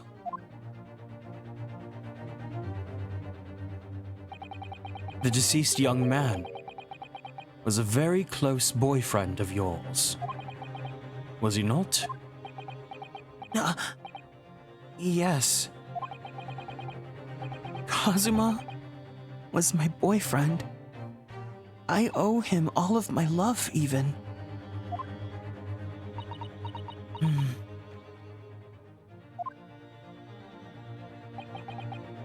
In that case, we must follow this to its conclusion. No further distractions. We must uncover the real truth here, Mr. Naruhodo. Yes. Whatever that may be. The key to this is the discrepancy in Miss Pavlova's story. I'm sure. If I can chase that down, maybe the truth will become clear.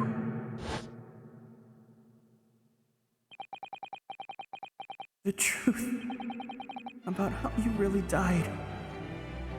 About how that scene in your cabin really came to be.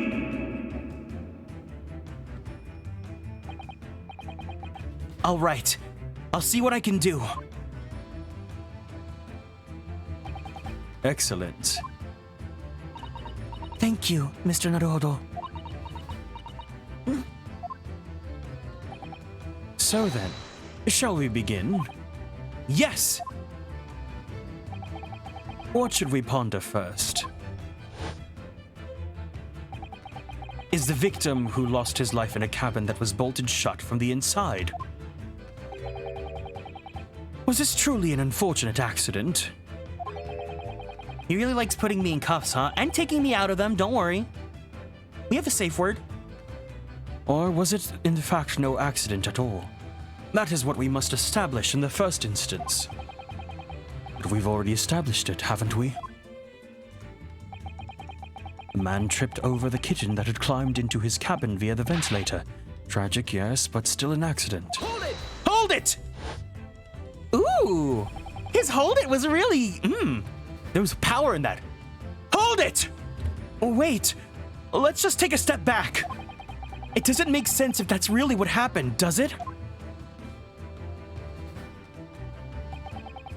I'm going to have to ask you to spell it out for me, I'm afraid. Let's save, just in case.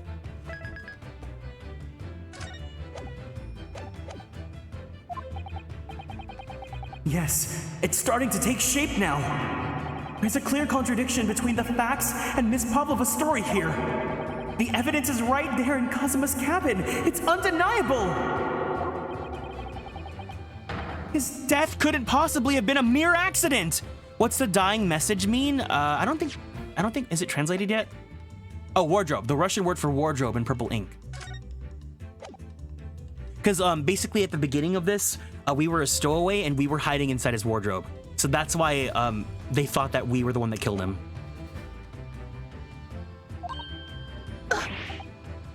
Really? Let us show our hand, Mr. Naruhodo. Time to present the evidence. The evidence that proves unequivocally that the victim's death was no mere accident.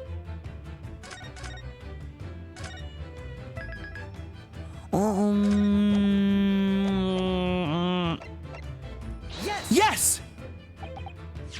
The truth is clearly recorded in this photographic print. There's no way that Mr. Asagi could have left this message on the floor. That script. That script. It's Russian, isn't it? Indeed it is. The word written means wardrobe. I see what you mean. Most people would leave a dying message in their native languages. Japanese, in this case. But maybe he was studying Russian. It is a simple language. You sure about that, sis? He could have picked it up very fast. That doesn't seem likely. That's actually not the point. It makes no difference whether he knew Russian or not. Sorry? What do you mean? Exactly what I said before. There's no way that Mr. Asagi could have left this message on the floor. Oh, your model's so pretty. Thank you. Welcome in, your useless princess. And the reason why is clearly explained in here. Damage to the cervical vertebrae resulting in instant death. Instant death. Oh. Hello, Prince Hide and Seeker as well. Which means, after the victim fell to the floor, he couldn't possibly have written anything. Because he was already dead!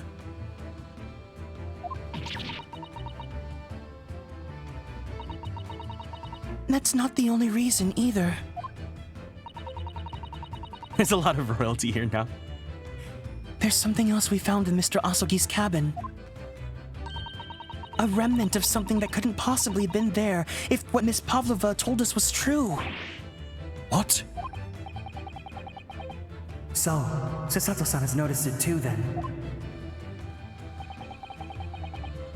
Putting this message on the floor aside, there's something else that gives the truth away. Another piece of evidence that proves this was no accident. In other words, thank you so much for following, Princess. Welcome in, and thank you for joining the Constellations. Can we get a good old Constellations welcome to our 2 new friends in chat? To the royalty squad, one might say. It would be... It's the bell, right?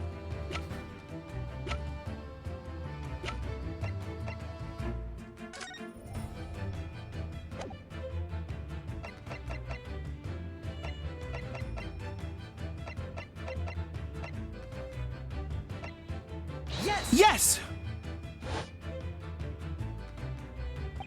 This is piece of a broken glass next to the mark on the floor! But that's the glass bell the kitten had around its neck. We already knew about that. It was broken in half when the victim tripped over the cat and fell. So we already have a satisfactory explanation. Where's the flaw in that logic?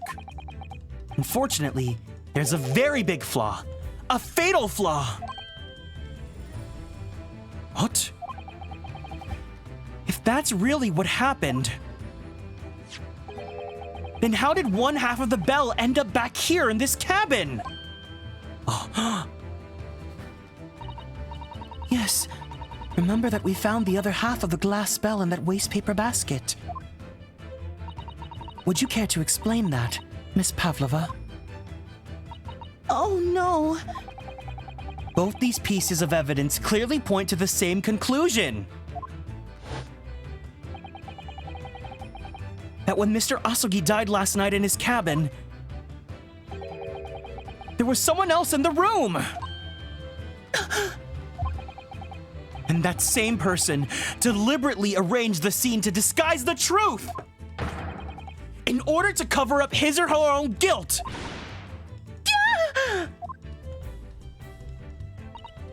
Yes, there was someone else present in Mr. Asogi's... Oh! You are wasting time! Someone else was there! Duh! Of course! We know this! What are you talking about? Bulkhead was bolted shut from inside. There was no way in or out. Oh, yes.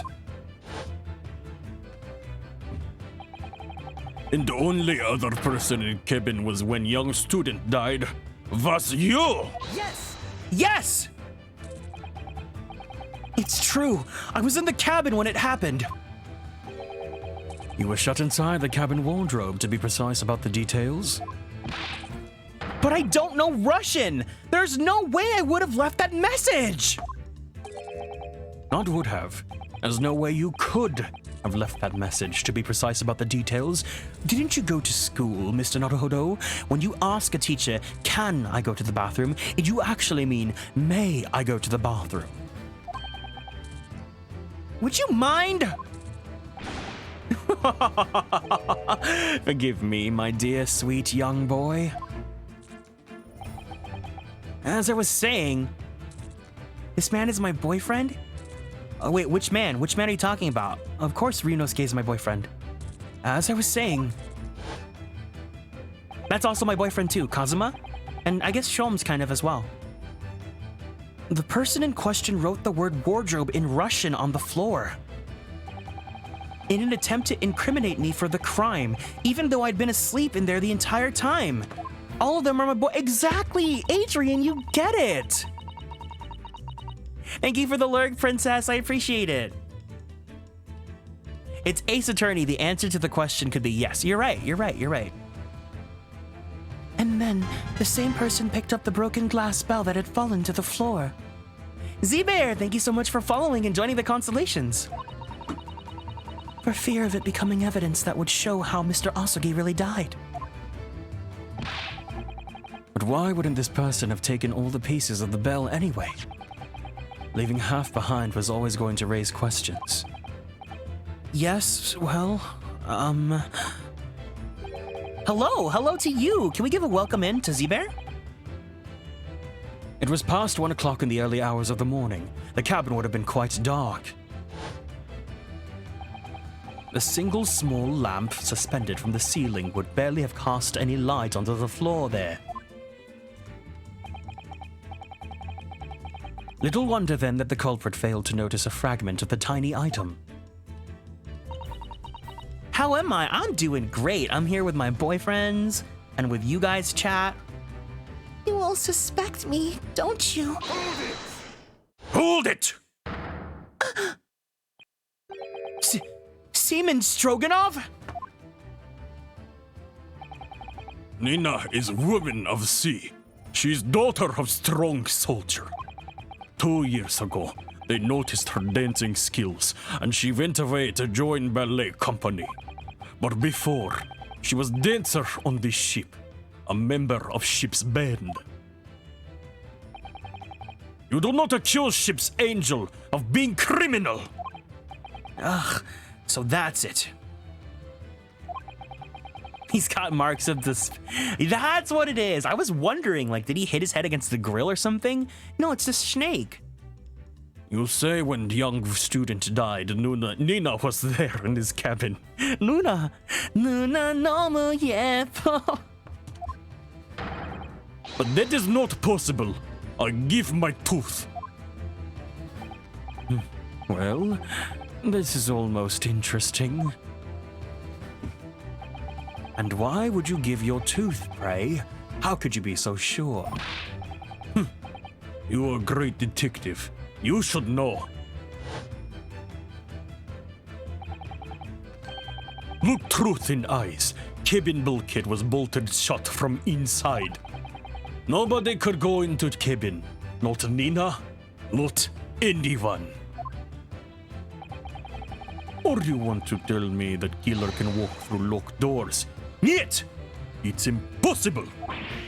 Ugh, he's right.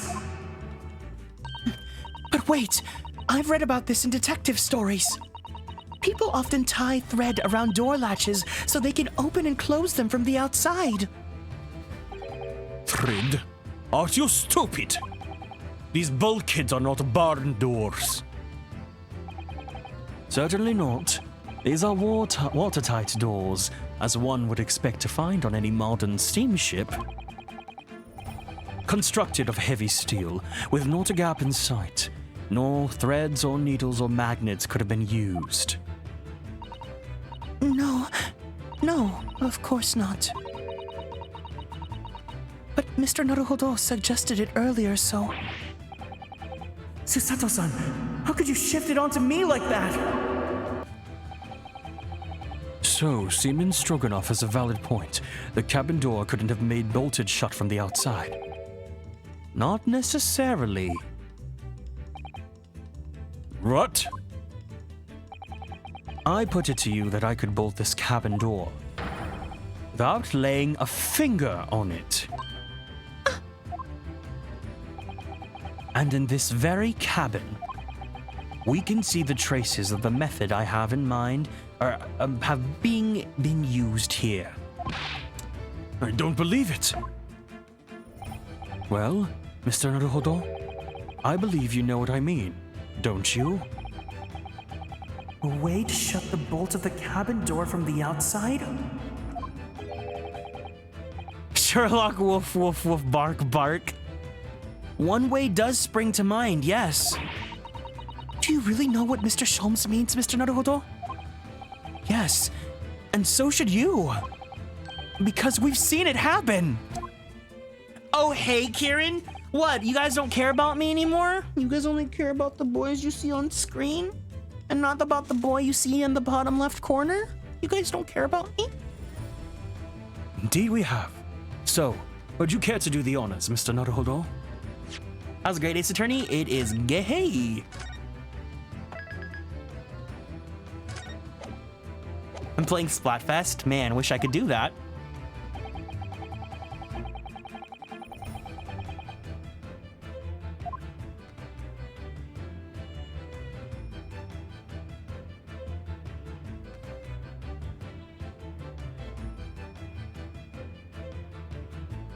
Hello?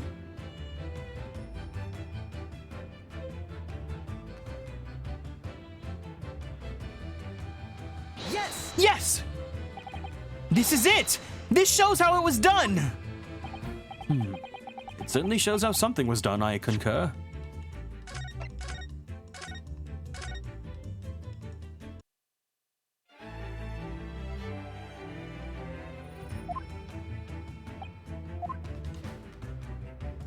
Yes! Look at the bookcase there. See how all the books and things on it have toppled over? Because I was pointing to the horn because of the announcement when the ship was shaking. That must have happened when the ship made its emergency stop before. Yes, that's right. It's a very powerful vessel after all. When the engines are thrown into reverse, a violent jolt goes across the entire ship.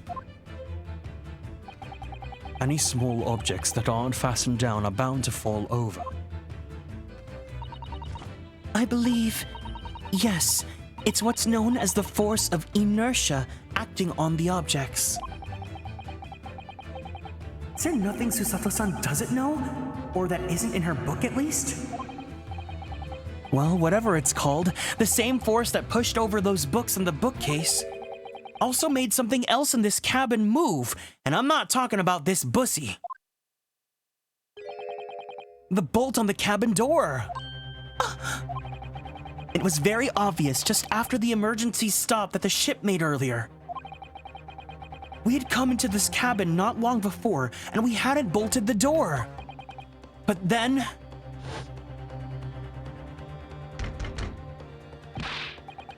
Hello? Oh, is anybody in there? Shout if you need assistance. Oh, that sounds like... Inspector Hosonaga. Oh, yes. That's it. When the ship stopped suddenly, the bolt flew across and locked the door. Yes, it's made of metal, but it's small and light enough to be moved by the ship's sudden change of speed. Or the force of inertia, if you wanted to call it that. Oh, are you trying to say that last night, after Mr. Asogi was killed,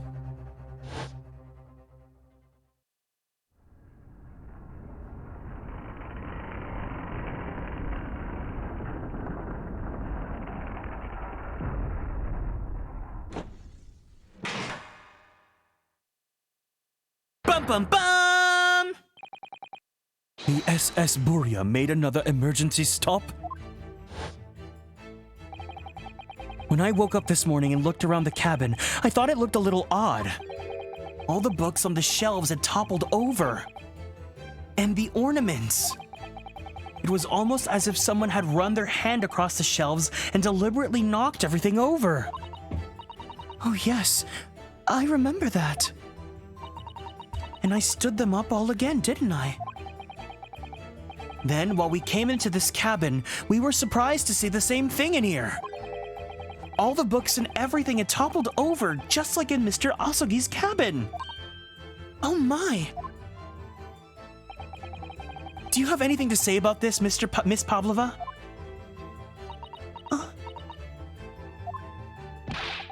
Are you out of your mind? You say Buria made emergency stop? It does seem a little far-fetched. How could that possibly have happened? Unless you're saying that the culprit is actually someone from the engine room? Oh, it is simple enough. Are you forgetting the button in the passageway outside? used to trigger the emergency alarm. Oh, yes, of course. There was a notice, wasn't there? Telling you only to press the button in times of emergency. On dark nights when the fog is dense, the captain cannot afford to rely on the eyes of his lookout alone. Hence the placement of a number of buttons around the vessel to allow any crewmen to raise the alarm. The sort of button one is almost compelled to press to satisfy one's curiosity.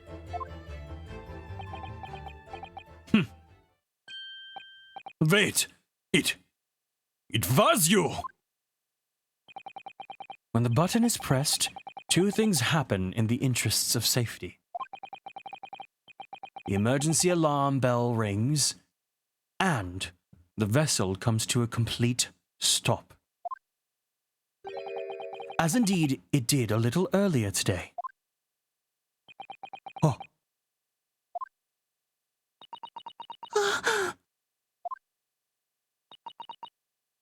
Mr. Sholmes. Surely it wasn't you who... As I always say, a button has but one purpose in life. To be pressed, whatever the occasion. He sounds almost proud of himself. How dare you mess with ship! He's so stupid. It's so hot. I report you to Captain. You are in much trouble now. How now, I'm sure that all can wait until later. Let us not overlook the fact that we now have learnt a valuable lesson. When the vessel makes an emergency stop, the bolts on the cabin doors slide closed. So, what we must now consider... He's dumb buff and his clothes don't fit him? If you really want, you could argue twunk. Maybe. Yes, it all comes down to one thing now. Last night, after what happened to Mr. Asogi,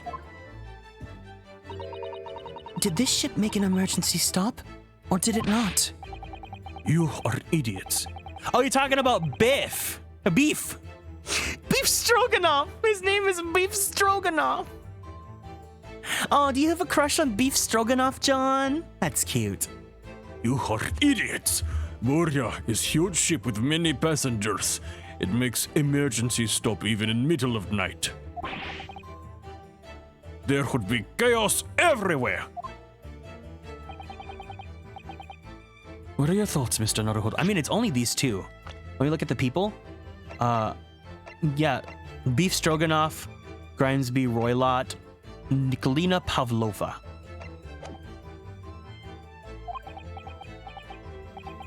Well, it's certainly possible that some kind of emergency happened last night. We have evidence to support that idea. Really? What evidence, Mr. Naruhodo? Fascinating. Do show us, my good man.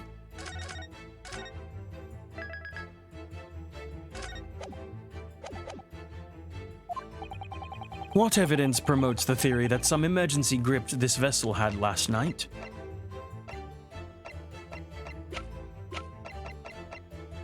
Yes!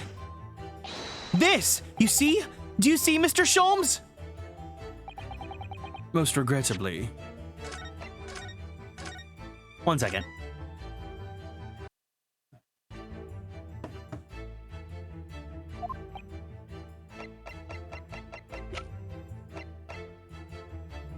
Yes! Seaman Stroganoff. It's your duty to patrol the first-class area of the ship. Isn't that right? Ah, that is correct. Why? And the ship's log here. This would be where you record the details of your duties. What are you doing with that? That is mine! Oh, you rather carelessly left it atop the little makeshift bureau in the passageway out there. But as responsible passengers, we took it in our care with a mind to return it to you later. I left it there on purpose. That is where I put it always. The point is, looking at what you usually record, it's clear that under normal circumstances, you write the phrase, "nothing to report," every 30 minutes. But from 2 o'clock last night until first light this morning, nothing was recorded at all. Nothing? Recorded in the log? Oh, Hosonaga has some big hands. It is. Duh! Because nothing happened.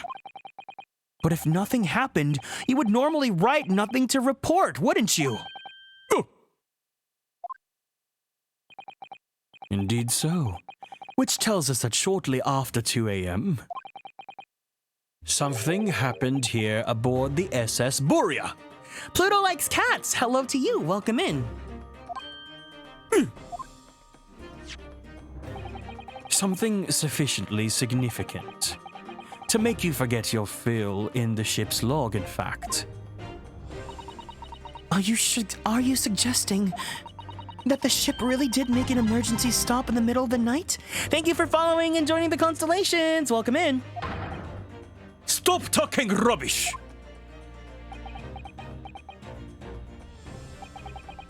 If I'm perfectly honest, I find it a little hard to believe myself. Oh? Why? Well, because if something as major as an emergency stop really had happened, surely all of us have noticed. That's very true. Thanks to the emergency stop we experienced earlier, we all know what it feels like now.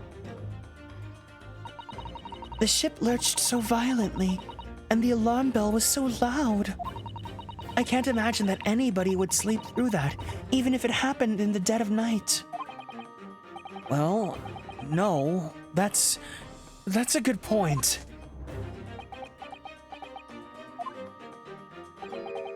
What of the throbbing? Sorry, what do you mean?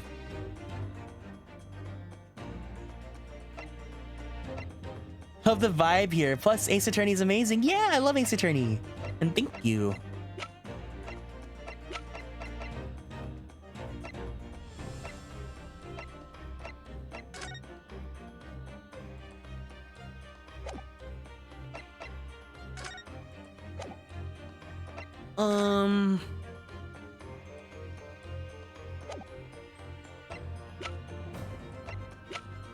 What would it be? Is it this? Hold on, let me save my... Oh, I didn't need to. Your head, man! The throbbing of your head since this morning. We've all suffered with it. Oh, yes. I have a headache. You're right. In fact, I haven't been feeling myself since I woke up today. Nor have I. My head has been feeling heavy ever since dawn. Yes, you've all been afflicted, haven't you? Just as I suspected. He's right. My head's been throbbing today, too. And since early eating dinner yesterday evening, everything has felt sort of hazy.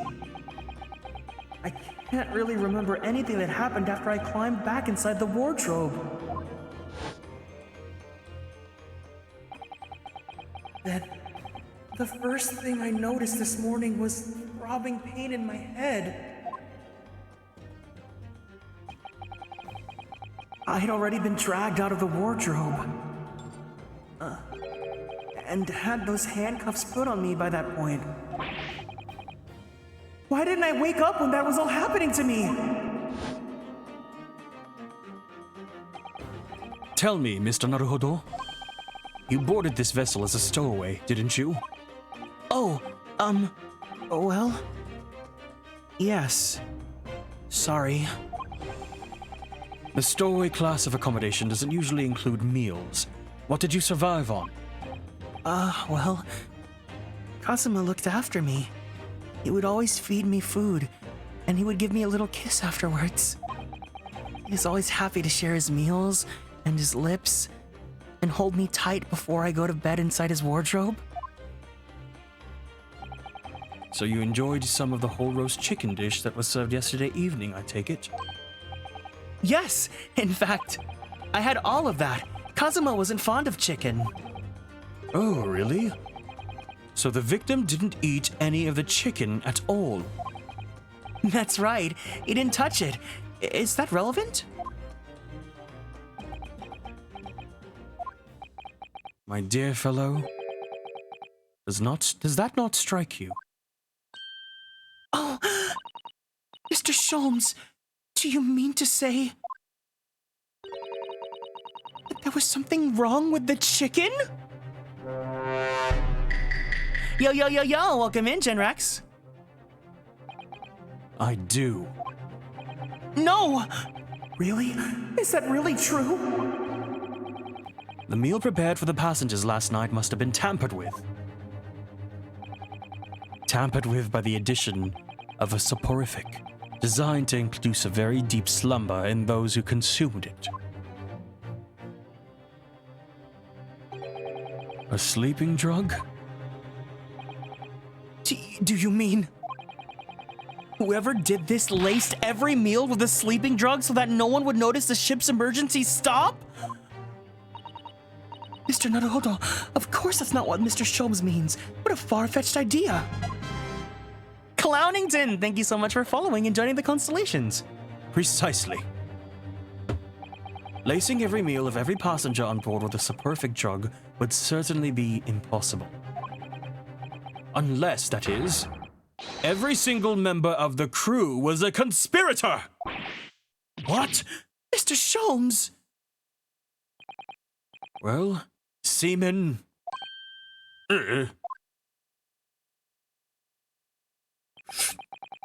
I'm sorry to say that any more deception in this matter will get you nowhere.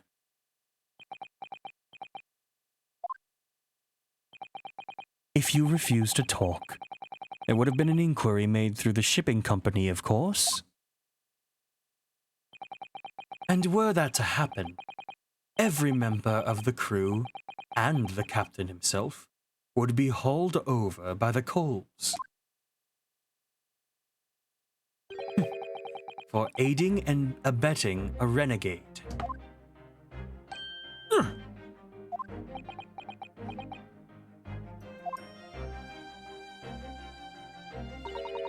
Please, no more. I will tell everything. I cannot make problems like this for everyone anymore. Pup boy, welcome in. Hello to you. These crewmen are your former comrades, I believe. Yes. So when I decided to run away, I asked them to help me. We all agreed to help. Everyone. Together. She threw away everything. Her fame in the ballet. Mother Russia. We wanted to help our angel. I don't believe it. I'm glad to hear you're doing great. That's awesome. Welcome in. You are right. We put sleeping drug in chicken last night. Yes, I remember now. I did notice chewing on a lump of something strange and bitter at one point. Da. We could not make old drug. How you say? Dissolve? Talk about heavy seasoning. At midnight, in waters near Shanghai, we brought our angel on board. She was helped by a comrade on shore with small fishing boat. While all the passengers of the SS Buria slept soundly. Thanks to the almost magical effects of the slumber-inducing potion their evening meals have contained. So, if that's what happened, the only people awake on the ship last night were the crew, people who dislike chicken, and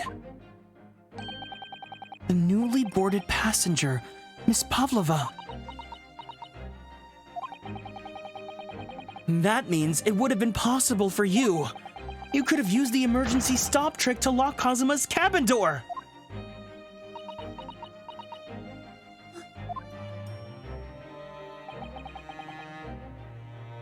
But how does that make sense?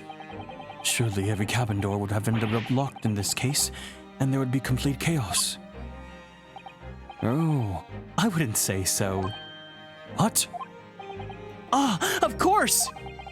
Just like us, all the other passengers would have eaten their evening meal of chicken in their cabins, after which they would have been overwhelmed by the tiredness because of the sleeping drug. Quite. And accordingly, all passengers were already in their cabins for the night. Yes. The overwhelming majority of passengers would have habitually slept with their cabin doors bolted anyway. And so not one of them would have found it remarkable to find the door locked in the morning. In summary, in order to fasten the bolt of a single cabin door on the ship, the culprit brought the entire vessel to an emergency stop in the early hours of the morning. Oh.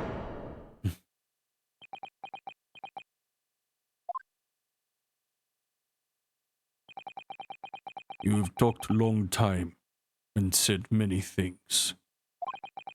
What is point? The point is what I said earlier. There was somebody else present on the scene when the victim lost his life last night. Someone who left a message in Russian on the floor in an attempt to incriminate another. Someone who tried desperately to hide the broken fragments of glass that would reveal the culprit's identity. And someone who abused the ship's emergency stop procedure in order to lock a door. All told, a busy night. But... I don't know about any of this. I'm just a little girl. You like to speak with your long English words and explain your clever ideas. But I am sailor, and sailors don't listen to long, boring stories. We don't believe. Sailors like me, we trust only what we see with our own eyes. A laudable trait. What? I'm quite of the same disposition, my good man. Observation to me is everything. Mr. Naruhodo. Oh, yes?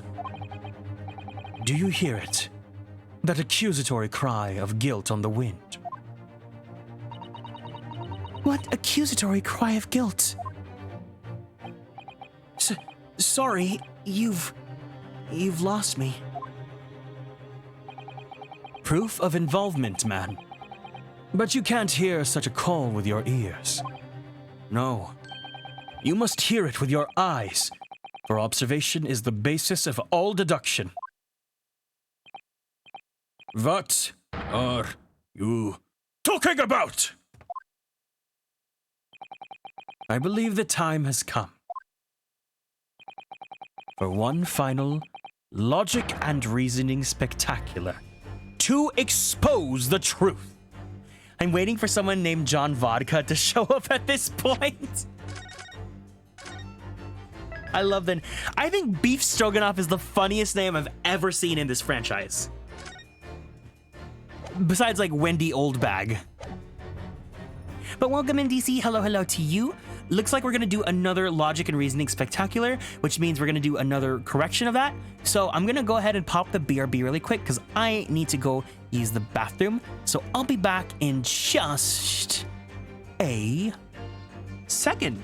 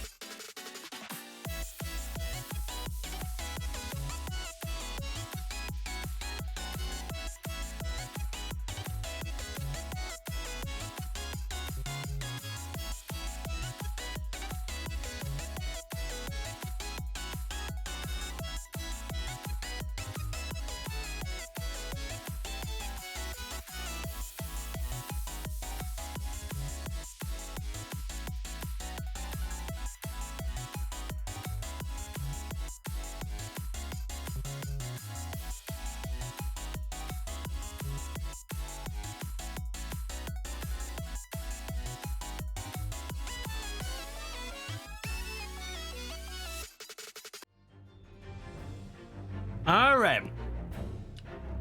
Let's do this, guys.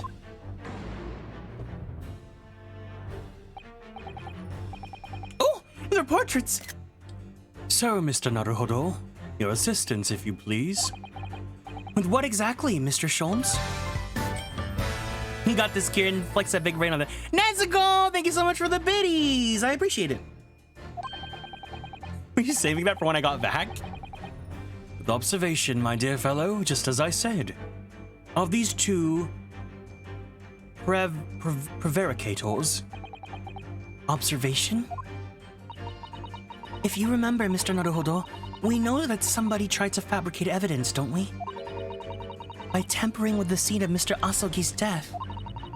What we're looking for is some trace of evidence that one of those two was there when it happened. Precisely. You are delightfully quick to grasp my meaning. All right, I'll see what I can see. So what we're looking for, a trace of evidence that shows someone else was there last night when Kazuma died.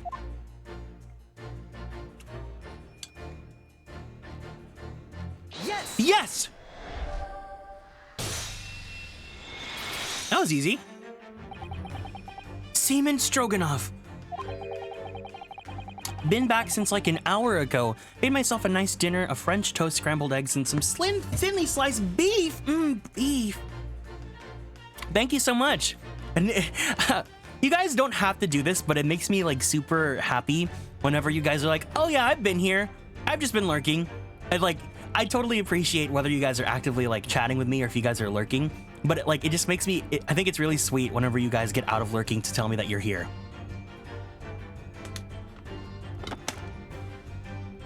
You seem to have quite a large purple stain on the back of your white uniform there. Eh? Oh, yes, I don't know where that dirt comes from. So nothing in particular comes to mind about that stain? What are you trying to say? It would appear that the significance of this stain has escaped your attention, Seaman. Blue, welcome in. Hello to you. Allow us to make it plain. It's a very large purple stain on the back of Seaman Stroganoff's uniform. And I think that's what made it clear. Indeed it is. So, Mr. Naruhodo, present the evidence that proves it. My pleasure. All right then, the evidence that proves what that stain on the back of Seaman Stroganov's uniform really is... Yes!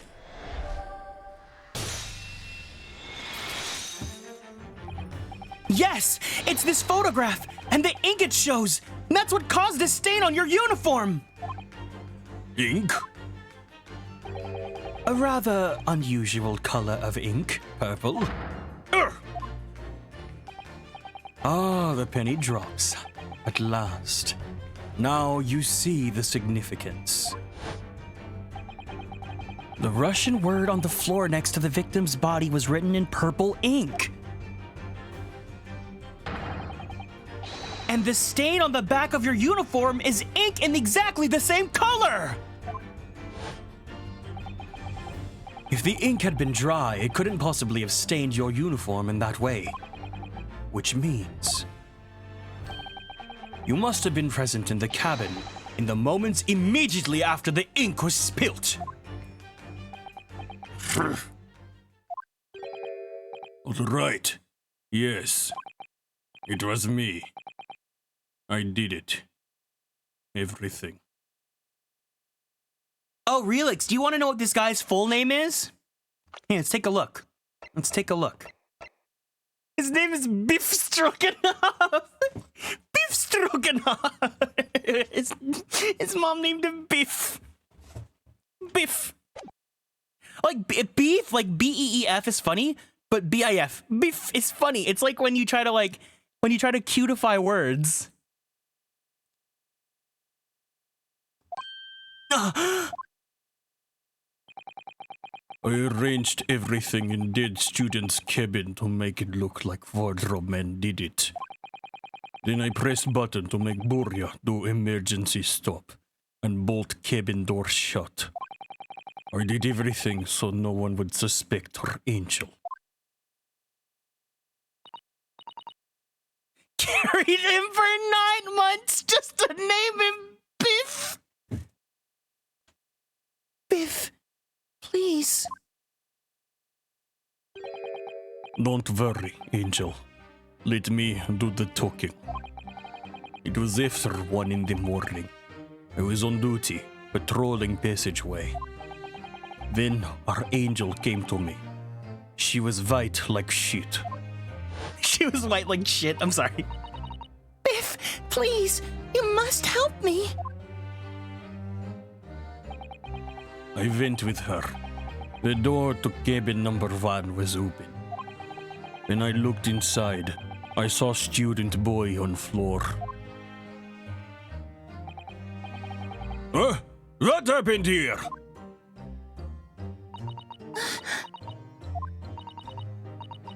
Please, don't tell anyone. My little one. My little furry.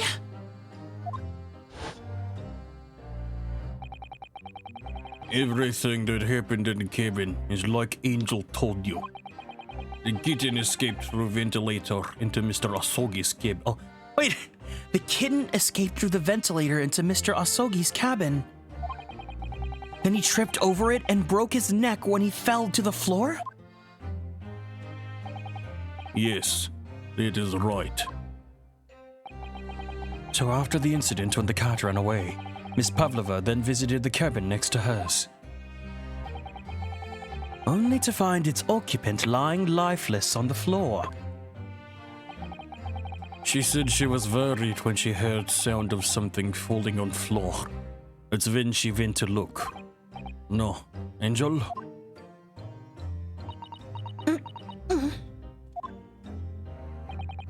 The door was not locked. So she opened to look, and you already know what happened after.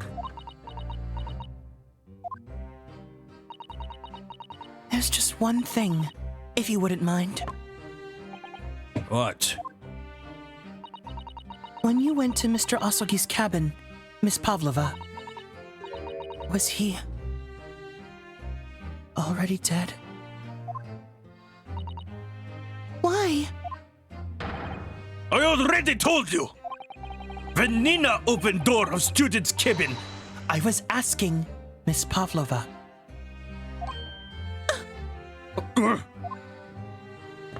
Man, Susato's so freaking cool.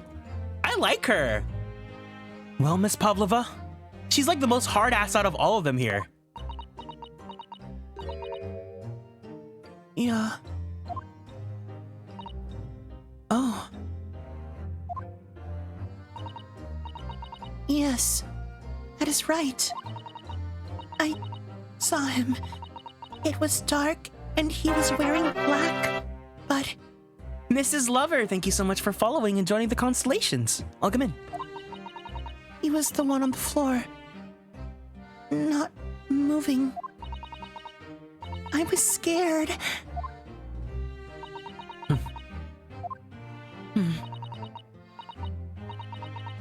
I understand. And I believe you.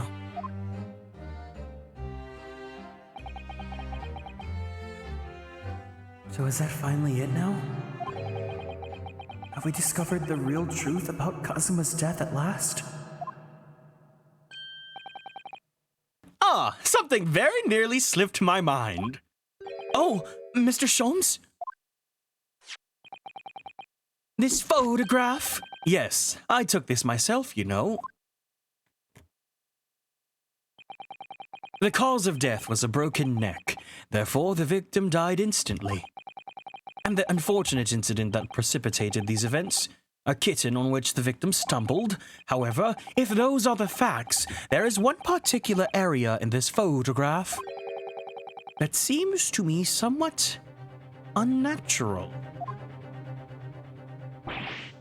What do you mean? Unnatural. What are your thoughts on the matter, Mr. Naruhodo? Oh, well. If Kazuma tripped and fell, and by some terrible stroke of bad luck broke his neck, Let's save my game just in case I need to do another.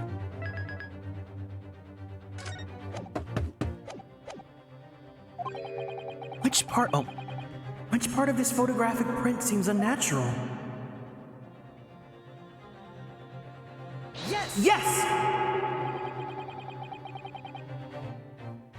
this word in Russian clearly wasn't written by Kazuma, so if you're looking for something unnatural, that's the obvious point. Very true, it is certainly peculiar, but it's not what I meant by unnatural, I'm afraid. That particularly crass detail was orchestrated by the culprit. I mean to identify another point. Oh, I see.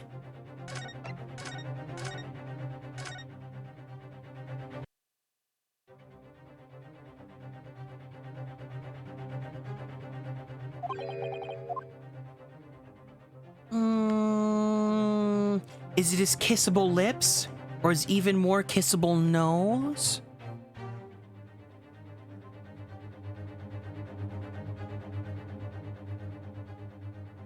Yes! It must be here, surely.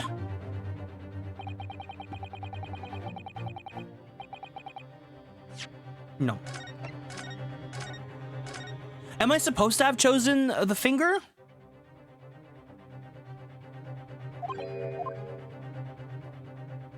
Like, why did they have to make their lips... Yes! All right, if he really did fell due to an unfortunate accident, then this fist just doesn't seem quite right. The exact same thought occurred to me. In a fall, one's instinct is to open the palms flat. Yet here we see the victim with his left hand tightly balled into a fist. Almost, you might say, as though he were gripping onto something. What do you mean? Simply that I took the liberty of investigating the victim's fist a short while ago. You did? And with that, and what, pray, do you imagine I found there, my dear fellow? Mr. Sholmes, show us, please. Why, of course, my dear madam. Why would I keep you in suspense? It's not like we're watching American Idol. This is what I found. Oh, a crescent moon with a little gemstone in the middle. Wait, it almost looks like my pendant. Yes, you're right. A crescent moon. It's very pretty, but what does it... Wait, hold on. Wait, let me put mine there. Let me do something silly. Let me go to my assets really fast. Oh?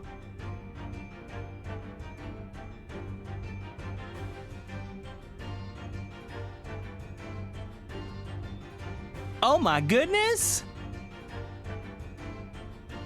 You're right. A crescent moon.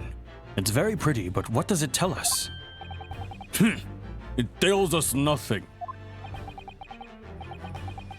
I'm not so sure. That crescent moon looks... It looks familiar somehow. I'm sure I've seen it somewhere before.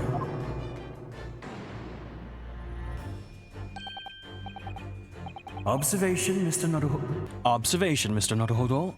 That's the key. What? The truth is now tantalizingly close. If he can't have Kazuma, then no one can! No, I did not kill him! How did the crescent moon come to be in Kazuma's clenched fist? This is the final clue. The last piece of the puzzle. Ask yourself, what does this little crescent moon mean? What significance has it? And observe. Find the answer with your own eyes.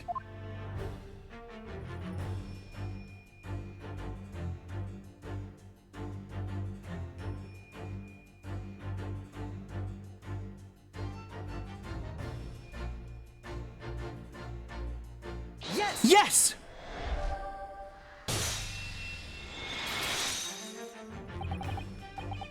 Miss Pavlova, on your ear there. I see you have a crescent moon as well. Oh. What? And on your other ear? There seems to be a crescent moon missing. The little link holding it must have broken, I suppose.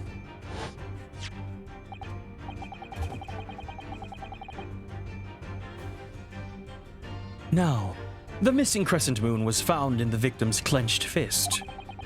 Clearly, there was only one logical conclusion. Wouldn't you agree, Mr. Naruhodo? Yes. Miss Pavlova, Mr. Asogi must have grasped that crescent moon and pulled it from your ear. Perhaps just moments before he fell to the floor. In other words, last night, in Mr. Asogi's cabin, you witnessed the moment when the victim fell with your own eyes. In fact, you were quite literally at arm's length from him. But then the question is, why did Mr. Asogi do that? Why did he pull your earring from your ear and hold it in his clenched fist during his final moments? Oh no. Angel? No one can protect you now. Please, Miss Pavlova, tell us the truth. Last night, what did you do to Kazuma?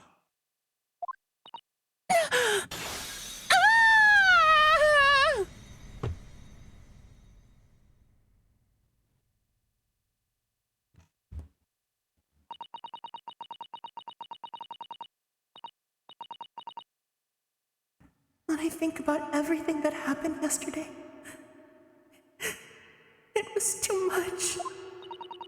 Running away, the fishing boat in the middle of the night, trying to climb onto this huge ship. And then, when I was at last in this cabin, and I could relax after this horrible, long day.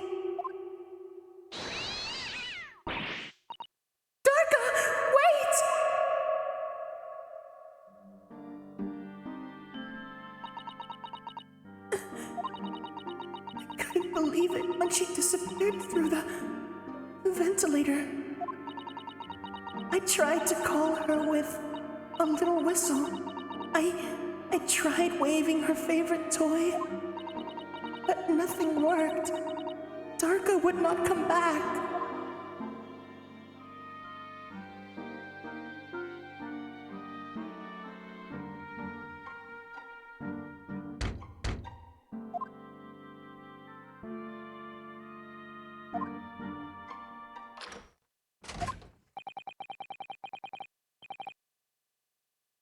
What are you doing here at this time of night? What are you here doing at this time of night, Inspector? Oh. I'm sorry. I thought it was a friend of mine.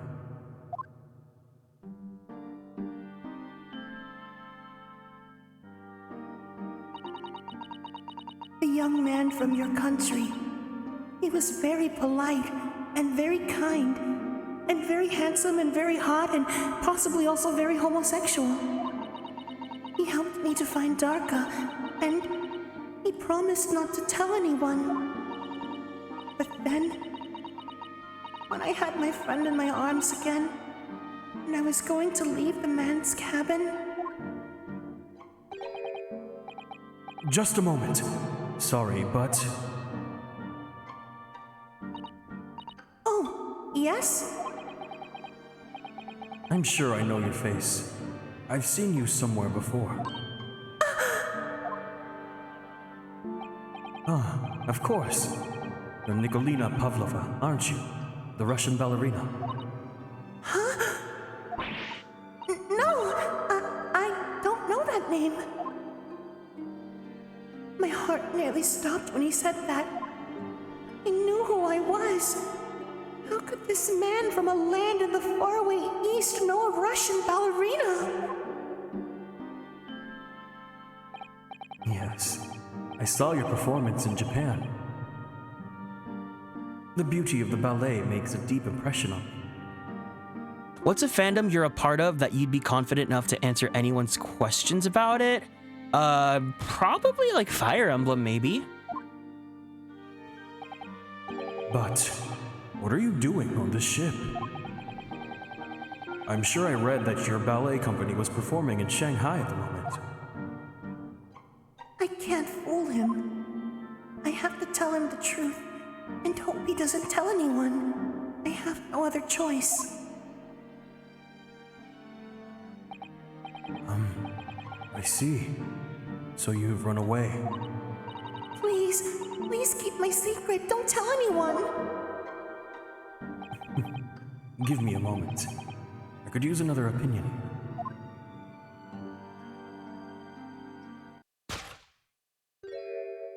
He's going to pull that cord.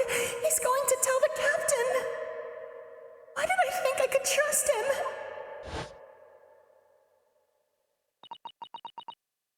And it happened. Everything at once. It was a second, but it felt like forever. Wait! I shouted. And then... Darka jumped out of my arms and down to the young man's feet. And... As he turned around to look at me...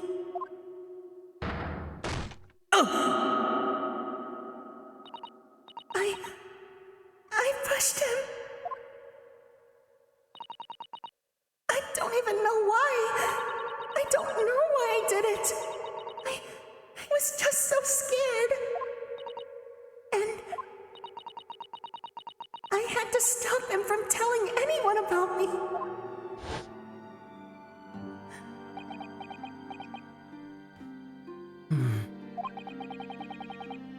And that's when you went to fetch help? From Seaman Stroganoff, who was on duty out in the passageway. I heard Nina cry out and thud on floor, so I ran to her. She was standing at cabin door shaking like leaf. She looked at me and said, "Help me, Beef. If they find out, I will be..." Oh. Please, I have nowhere to go. So you decided to help. And that's when you arranged things in Kazuma's cabin to make it look like I did it.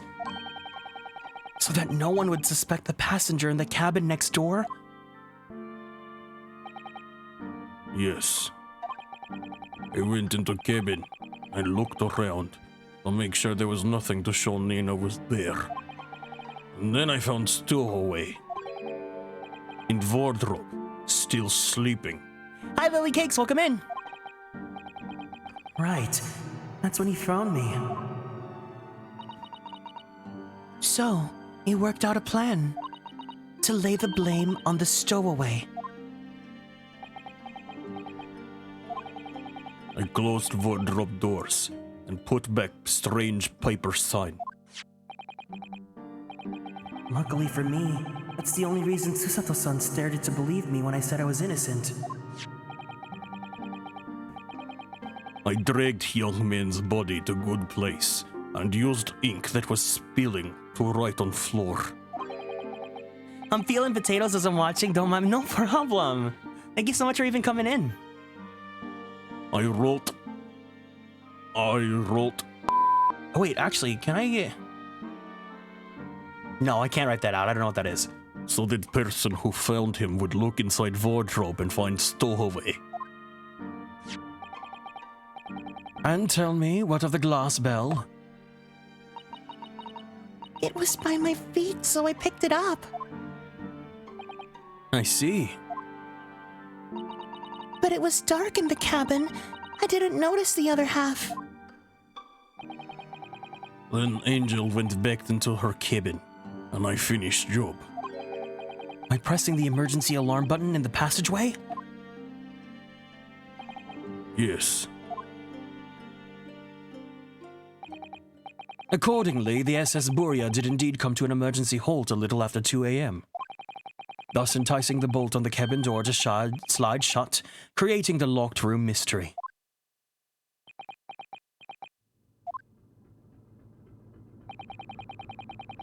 There's still one thing I don't understand, Miss Pavlova. What? Well, you said that you told Kazuma about the fact that you'd run away from your homeland. And it's because you were worried he was going to tell the captain that you pushed him. Isn't that right? Yes. But even if he had pulled the bell cord and called for the captain of the ship, aren't you friends with every member of the crew? Why would that have been a problem?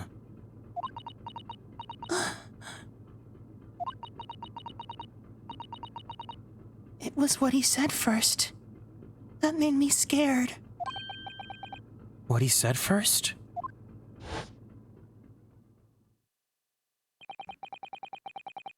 What are you doing here at this time of night, Inspector?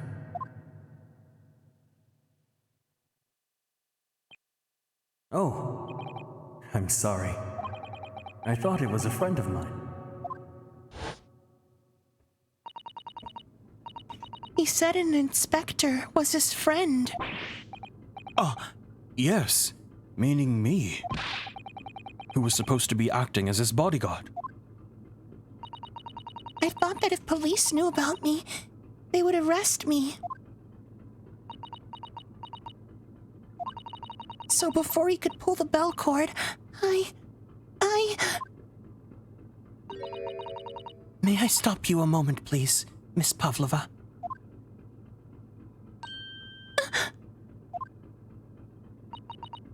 It just doesn't seem to make sense. I mean, was Mr. Asugi really going to pull the bell cord? I don't know.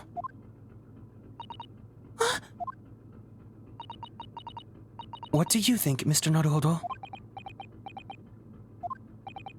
Well, I'm not Kazuma, so I can't know for certain. I think he was gonna ask Ryu. He was a man of his word. If he told you he wouldn't give your secret away, then he wouldn't have done. No, he was walking over to it. He was going to pull the cord. He was going to make them send me back. Well, Mr. Naruhodo, the day's work is not done yet, it seems. There's one more deduction to make. What? Another deduction? Yes. What action was the victim really about to take at that moment? He was gonna go to his boyfriend! Can we determine whither the young man's gaze was directed?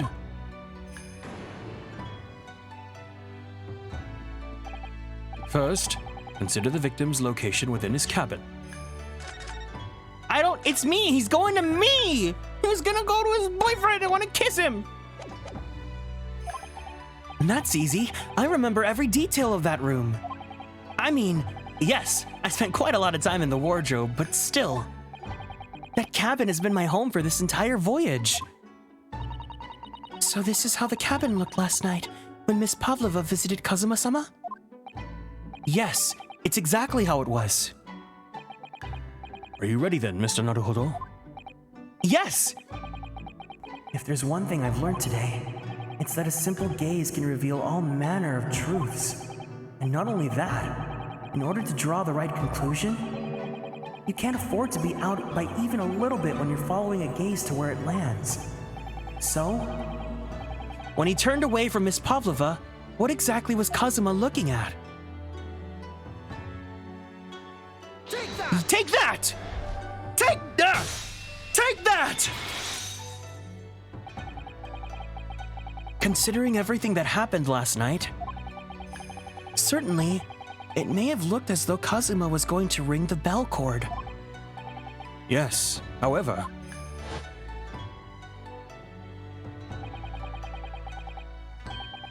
what is directly beside the bell cord? The wardrobe.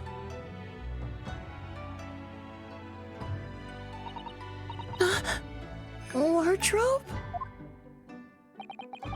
And more importantly, what was inside the wardrobe? The man's great boyfriend, sleeping soundly. Miss Pavlova, please, think back very carefully. What were Mr. Asogi's exact words last night? Give me a moment. I could use another opinion here. Another opinion? Yes, but not from a member of the crew. No, Mr. Asogi intended to consult his boyfriend on the matter. To see if, between them, they might be able to adopt a daughter in their marriage. No doubt. Oh no! Sadly, we can't know the truth for certain now. It's too late for that. But I wish you made sure of what Mr. Asogi was looking at. Things may have ended very differently if you had.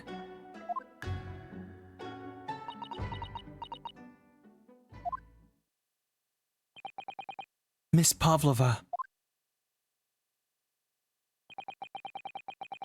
I want to thank you for finally admitting the truth. But, unfortunately, the truth is, the man that I loved most in this world lost his life because of what you did. And that will never change. I hope you'll never forget that.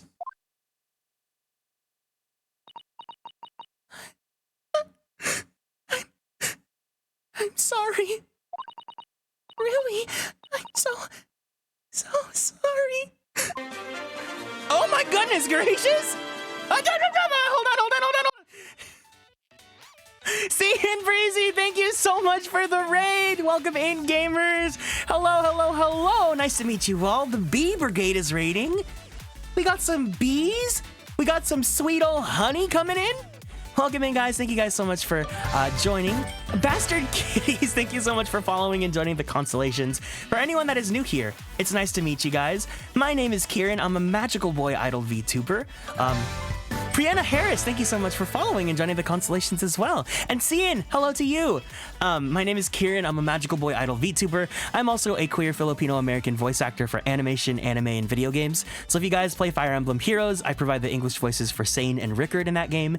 If you guys play Genshin Impact, I provide the English voice for Kazuha's great-grandfather, Kaedehara Yoshinori. And if you guys like Yaoi or Boys Love, I provide the English voice for Koichi Mizuki in The Titan's Bride. I'm in love with your model already? Oh my gosh. Thank you. Runes, thank you so much for following and joining the constellations. Ghastly Melon, thank you so much for the care package. Constellations, if you guys are here, can we go ahead and give a welcome in to Cian and their community? Despite the name, I'm not a troll. If you don't like that part of the name, call me BK. Ah, thank you so much for clarifying that. I would appreciate that because I hope you're not a bad person. Yeah, I get a little bit nervous whenever I see names that might be a little bit, yeah. Good to meet you. You're playing Genshin right now? Oh yeah. I'm in love with the model and the voice. Ah, you're so kind. Welcome in, everyone. Hello, hello. So perfect timing, actually, since we have a raid and Ghastly Melon redeemed the care package. I bet you guys are super tired after your stream. So you voicing Genshin? I was already gonna follow, but I'm gonna follow you. Don't worry about it. I don't voice anything major in Genshin, so it's not that big of a deal. But feel free to introduce yourself and tell us how your stream went. But before you do that, if you guys can, I want everyone to go ahead and get out of their seats. We're gonna go ahead and do a nice group stretch together. Cian, thank you so much for following. I appreciate it. We're gonna go ahead and do a group stretch. So let's go ahead and stand up. Let's go ahead and twist our bodies to the left. We're gonna go ahead and twist our bodies to the right. We're gonna go ahead and stretch our arms straight up to the sky. Roll out that right shoulder. Roll out that left shoulder. Very slowly and very gently roll out your neck. Go ahead and twist on and pull out your wrist as well. If you guys were gaming and typing and whatnot, you guys probably need a little bit of a wrist stretch as well. All right, let's go ahead and take a deep breath in. And a deep breath out. One more deep breath in. And a deep breath out. And let's go ahead and drink our water.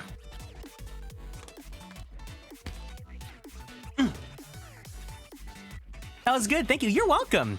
Thank you guys so much for joining us. I hope you guys had a great stream. Once again, feel free to introduce yourselves, guys, and welcome on in. If you guys need to head out, I completely understand. We are currently actually at the very end of, I believe the very end of this case, for the second case in the Great Ace Attorney. So if you guys don't want to be spoiled, I completely understand. But if you guys want to stick around for just a little bit longer, I think after this, we'll go ahead and call it for our end as well. I'm going to go ahead and give you guys just a second in case you guys need to tune out. I could really use that stress. No, am I ending stream? So we're ending the case. So once we finish the case, I'm going to end it. Yes. Cian Breezy, but you can call me Breezy or Cian. I'm also a VTuber. Oh, a Dryad. Oh, wait, let's go ahead and let me switch over to a safe scene. Let's go ahead and go to this one. This should be fine. I want to go ahead and give you a shout out so we can see what your model looks like. But to be honest, worth it. Yeah. It was fun. It was really fun. But if I had known it was gonna hurt your throat, dude, I'm sorry. Your model's so cute. I love it. Enjoy your stream. Thank you so much, Melanie. Thanks for stopping by. Cottagecore VTuber, yeah. Breezy does her own art and oh, you made your art and your model rigging as well? That's super cool. It looks really great. Yeah, you should be proud. And your community's also like, you know, backing you up. You got a really awesome community with you as well. Yeah, that's really awesome. Congratulations, and all that and whatnot. Thank you so much for, hold on, let's go back to Zatsudan. Thank you so much for choosing to share your community with me. I hope you guys all feel welcome and appreciated here. You guys are all really cool. Everything from overlays, model, and rigging made myself. Took forever. Oh my gosh. Senyo, thank you so much for following and joining the constellations. It all looks really great. You should be really proud of yourself. That's really, really awesome. Guys, if you guys are interested, please check out Cian Breezy's channel as well. Looks like they worked really hard and their community is also very cozy and kind, just like their cottagecore theme. So yeah, Once again, I'm gonna go ahead. We are at the very end of this case, so if you guys do not want to see any spoilers, you guys are more than welcome to head out. But otherwise, I'm gonna go ahead and read for the rest of the characters. I'm the bully in Mama Breezy's chat, but with much love. Oh, be kind here. Be kind. Let's show some love and kindness here, guys. Cozy and chaotic. You know what? I feel like if you're a streamer, if you're a gamer, if you're a streamer, you're probably gonna have some sort of chaoticness to it. Like there's gonna be some problem with you. I say that lovingly. But yeah, we're gonna go ahead and go back to Ace Attorney.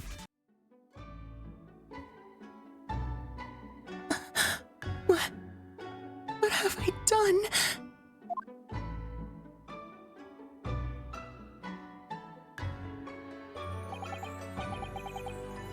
And so, at long last, the mystery surrounding the tragic accident on the SS Buria was finally laid to rest.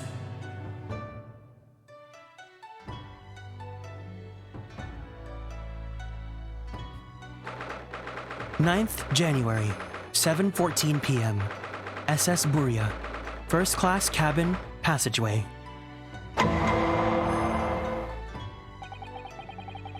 What will happen to Miss Pavlova now then? Once we reach Great Britain, she'll be handed over to the British police at the Scotland Yard. What about the fact that she ran away from Russia? Won't the Russians try to repatriate her? Apparently, the English detective can speak to the immigration office and sort that all out. Mr. Sholmes can do that? So she won't be going back to Russia then? No, I don't think so. Even if she wanted to return in the future, I doubt she would be able to. She ran away, so now she's in exile for life. I see. I'm sorry. Seaman Stroganoff? I wanted to help our angel, no matter what. But I didn't think about you, about how you lost good boyfriend. I will go with Nina. I will give myself to British police. That's kind of you. In the meantime, thanks for letting me go free again. Kazuma's death feels like such a waste. But, well, do what you can for Miss Pavlova, won't you? Duh. Well, I'm afraid you need to pack now. We're due to arrive in Hong Kong tomorrow. As much as it pains me, I'm going to have to hand you over to the consul to arrange your passage back to Japan. Yes. I did stow away after all. I couldn't really expect any different. So, you should get back to your cabin now.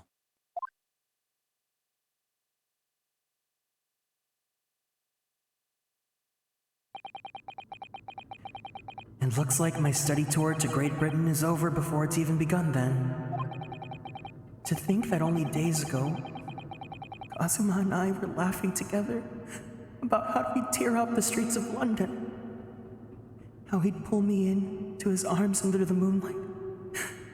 He'd give me a kiss, and he'd tell me that everything would be alright. And we would be in love together forever. It seems like a distant memory now.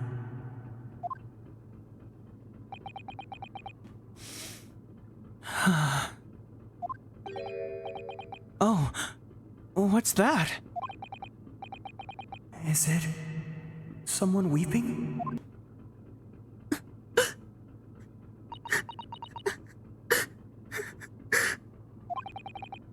Susato-san?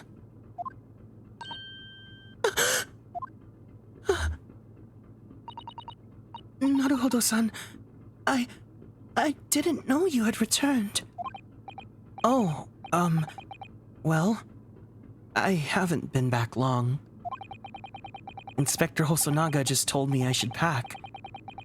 You know, ready to leave the ship tomorrow and all that.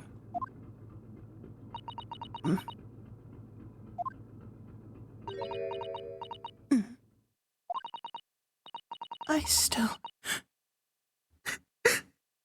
still can't believe that this has happened. I can't believe someone's life can be over. Just like that. Susato-san.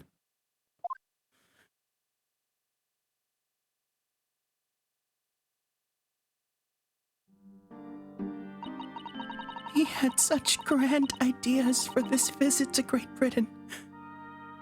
So many dreams. And now, they've been cruelly taken away. Just as he has. I thought I could never forgive the person responsible. But now we know the truth. That it was just an accident. Just a silly series of mishaps. It's too much, Naruhodo-san. It's just too much. Yes, I know. I wish there was something I could say. Inspector? My duty was to see Asogi-san safely to Great Britain. But I failed, and caused his two closest friends, including the love of his life, great pain and suffering as a result. I've let everyone down. And I will do anything to make up for my terrible blunder. Nobody blames you, Inspector. And I'm free again now, at least. Huh?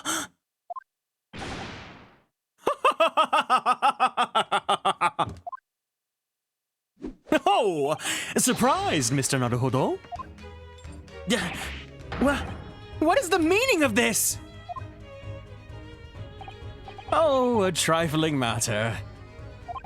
Simply, that in my head, I think I shall always picture you wearing those Oh, but Sholmes! Sir! Okay, Mr. Kinky.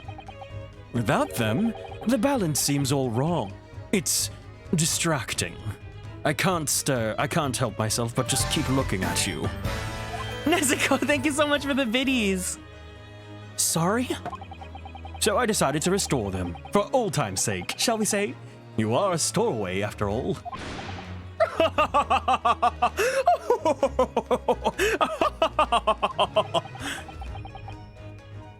He thinks this is funny?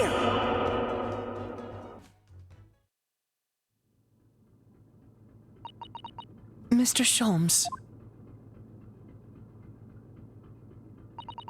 We do appreciate all your assistance. I'd like to thank you. From the bottom of my heart. Not at all, not at all, not at all. And though it is a little late, may I offer my sincerest condolences. Sexy and kinky. The loss of your companion is truly heartrending. I hope that you will be able to fulfill some of his aspirations in his honor.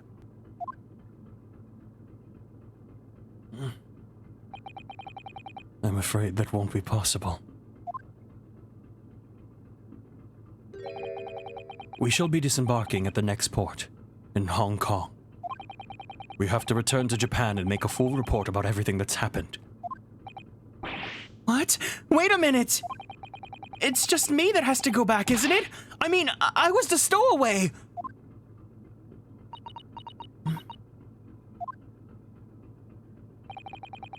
The terms of this study tour were negotiated by the Department of Justice in both Great Britain and Japan. It was to be one lawyer and one assistant. Was to be? In the light of Mr. Asogi's unfortunate death, I'm afraid the study tour can no longer go ahead. Oh no, I don't care for me, but... Poor Susato-san. My dear fellows, the majority of problems have an extremely simple solution, you know. All you require is one lawyer, and the study tour can continue surely. But there is no one else with the necessary qualifications, Mr. Sholmes. We know of no other lawyer. Qualifications, you say? Any qualifications obtained in your own country will be of little value in Great Britain, I'm afraid. Sholmes kind of cute. We go over this every stream. I'll go ahead and show you guys the concept art at the end of this. Oh, but... But anyway, the voyage to London was still promises a good month of time. Ample opportunity, I would say, to find yourselves another suitable lawyer. Yes.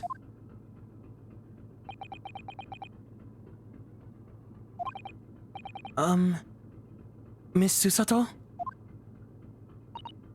Yes? Do you think perhaps... I might be able to do it? But you are not a lawyer, Mr. Naruhodo. Oh, unless... Are you studying law? No, I'm not, but... I'm sorry. In that case, I don't think there's even a chance it will work. But as I said, there's still more than a month before we reach England's shores. Isn't that right, Mr. Naruhodo? Yes, I have a month in which to study, to learn what I can, what I must to become a lawyer in Great Britain. Mr. Naruhodo. That's ridiculous. Are you seriously suggesting anybody can learn all of that in just 40 days? There's only one way to find out! I would work my fingers to the bone, Inspector. Every single day. Will you let me try? And if, by the time we reached Great Britain... Seath the Reaper, thank you so much for following and joining the constellations. Welcome in. I haven't learned enough to be recognized as a lawyer, I'll take whatever punishment is deemed appropriate. But why put yourself in such a difficult position? For Kazuma. He said that there was something he had to do in Great Britain, and that he would sacrifice anything to make it happen.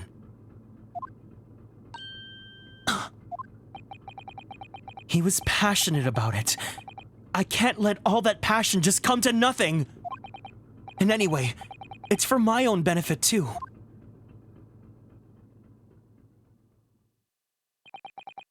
I will become a lawyer. I have to. What do you say, Miss Susato?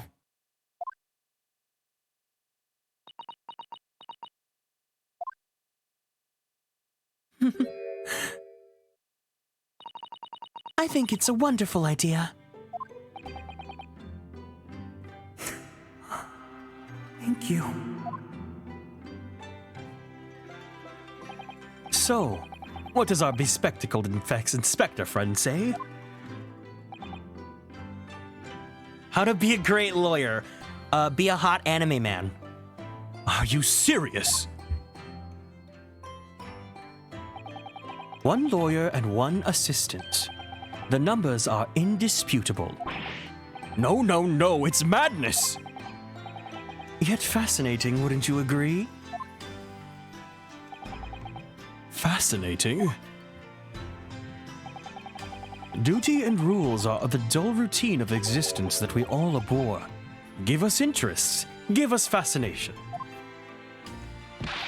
Speak for yourself. Besides, qualifications are no measures of a man. What matters is his character, no? And you've witnessed ample evidence of this man's exemplary character today with your own eyes. From the early hours of this morning until this very moment now. Despite contending with the passing of this close companion, and despite the accusation of guilt, this man has shown resourcefulness, intelligence, and above all, courage.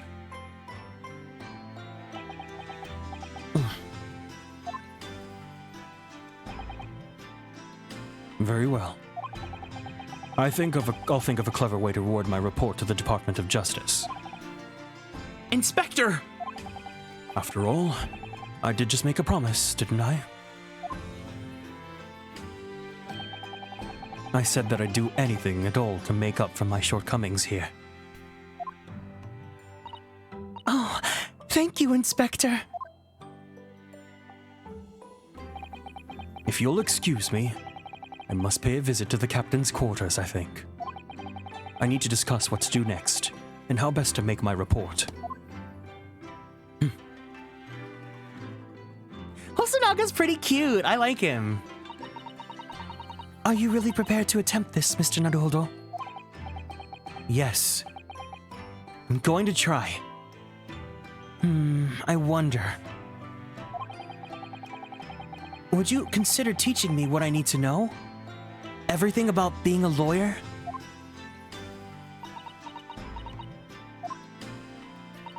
I would be delighted to help you.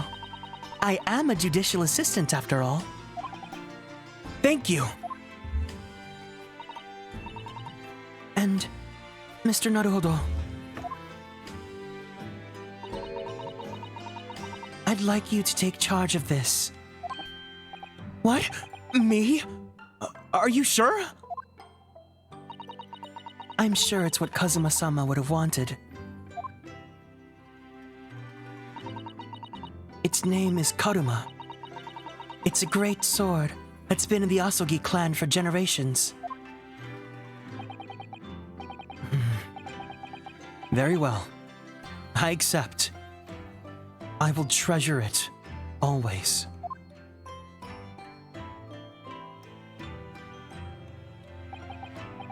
So then, Miss Susato, it seems we'll be working together for some time to come yet. It will be an honor, Mr. Naruhodo. And for the next 40 days, I shan't grant you a single minute of freedom. We shall fill every spare moment with study. Yes, that's exactly what I need. But before we begin, I have an earnest favor to ask of you, too. Wait, do we have Karuma with us? Goodness! What is it? How does the book not fall out? I think how the Furisode work, it's kind of like Yuna's outfit from Final Fantasy X, where the sleeves look big, but like the armhole slot's not actually that big. The next Ace Attorney should have you. I wish, man. Please throw me to the ground 3 times. What? I should never have doubted you. You were Kazuma-sama's closest, most loved boyfriend. Of course, you would have never done anything to hurt him. That should have been obvious to me from the start. But I allowed suspicion to get the better of me. And no matter how upset I was feeling, I was completely unforgivable behavior. No, you were in shock. I swear, I didn't kill that hot, sexy anime man. I was only looking at him closely from behind a bush with my binoculars. No, I won't let you make excuses for me. Whatever the circumstances, I should never have thrown you, and not just once, but 5 times. The number keeps creeping up, doesn't it? Please, you must. Just take hold of me and throw me. Do it. Don't even think about it. No. I don't even know how. I've never thrown anyone in my life. Very wise, Mr. Naruhodo. It isn't a skill one acquires without considerable training. Oh, Mr. Sholmes. I observed your throwing technique several times with great interest. I confess I was most impressed. When did he see that? So actually, guys, I have something to confess.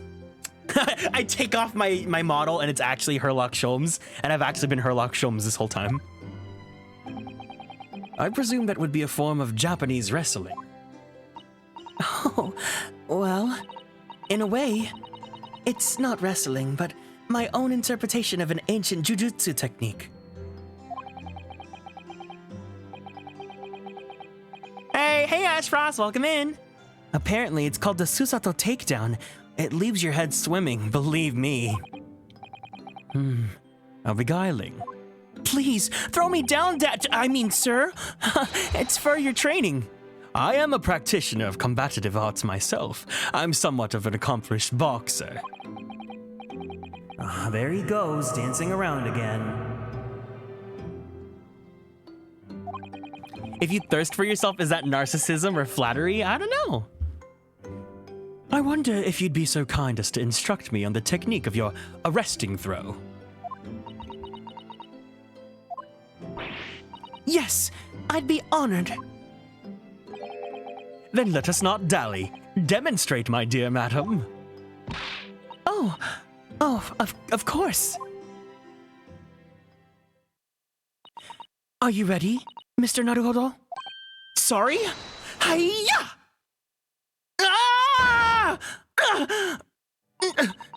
As you can see, you throw from the abdomen. Oh yes, arresting indeed. And that's what you term the Susato takedown, is it? Actually, no.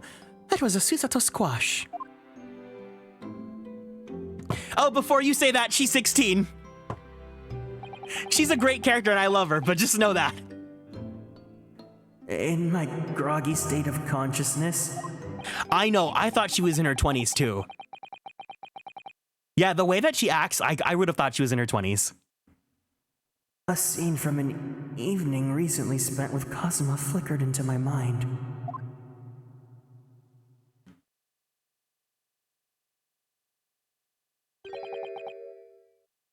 Karuma?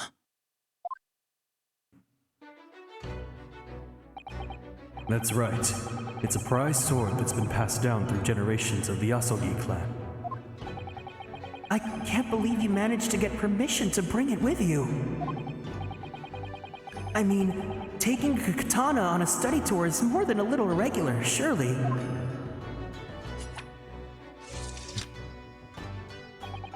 A Japanese man's sword is his soul, Ryunosuke. I can't be parted from my katana.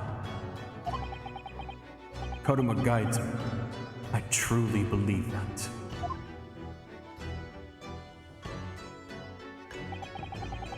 So its name compels its wielder to slice evil in two? Not that you would need much compelling. On that subject, there's something very important that I have to do in Great Britain. Bruh, katanas as carry-ons aren't too surprising. You've ever been to an anime convention? No, I didn't get to go to the anime convention this weekend. Just so you know, Relix. And I'll sacrifice anything to make it happen. Kazuma's so handsome. Yeah. That's right, thirsties. Let it all out. There's Ryunosuke's boyfriend and by extension, my other boyfriend. I appreciate you seeing through with me. Oh, of course I will. Whatever it is, I'll see it through to the end with you. I knew you wouldn't let me down. Then come here. Come a little closer, Ryu. Give me your hand.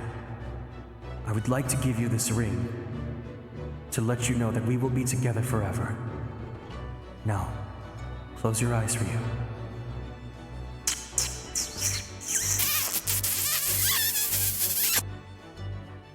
Better learn necromancy so you can see your boyfriend again. Yeah, don't you know the Great Ace Attorney too? That important thing that he had to do. I still don't know what that was.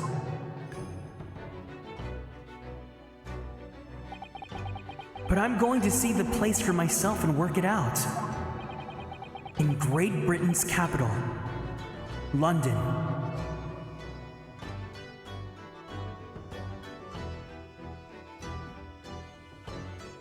End. Woo! This is what a superstar looks like. That was a great trial. Holy moly. God, this game is so good. I love it so much. Did you guys enjoy that? Did you guys enjoy playing with me? Episode 3, The Adventure of the Runaway Room. I was thinking about possibly doing, because I technically have enough energy to do another stream. To just call this stream here so that I have the VOD for this case 2, and then just starting stream up again so that we can do case 3. But I don't know. I think I've streamed a lot, so maybe I should give myself a break. Let's see, hold on. Let's do it. You want to do it? Are we all down? Wait, let me know if you guys are down to go into episode 3. I can go for about another, a little bit, another act or so. So first, for now, let's go to the title screen to show you guys the characters. If you guys are interested, please let me know in the chat. Otherwise, it's totally cool. Episode 3 is pretty short. Are you telling me to do the whole case? You got time? You guys want to still hang out a little bit? Here, let's show the concept art to our new friends really fast. To anyone watching the VOD, I'm sorry. You guys can skip through this. So here's my boyfriend Ryunosuke Naruhodo. He's so cute. Look at him. He's so handsome. Mwah. He's so cute. Look at his nose. His nose is so kissable.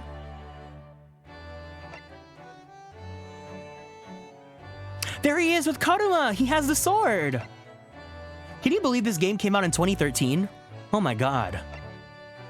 Oh, look at his little cape. He kind of looks like Raido from Devil Summoner Raido Kuzunoha.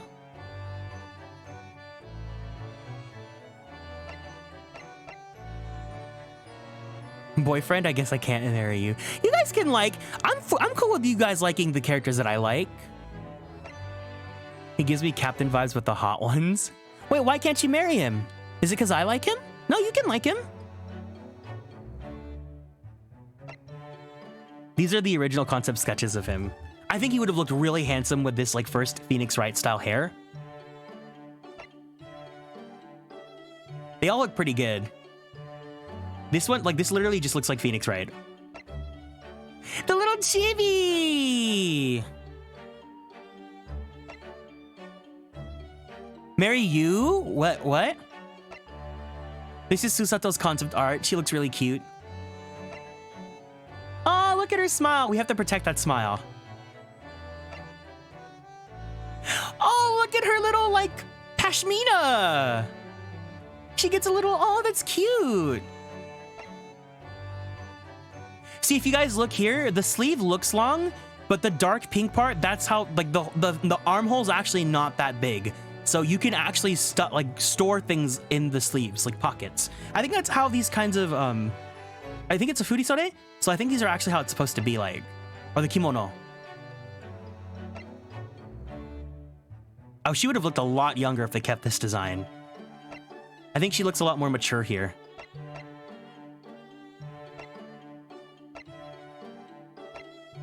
Okay, here you go, thirsties.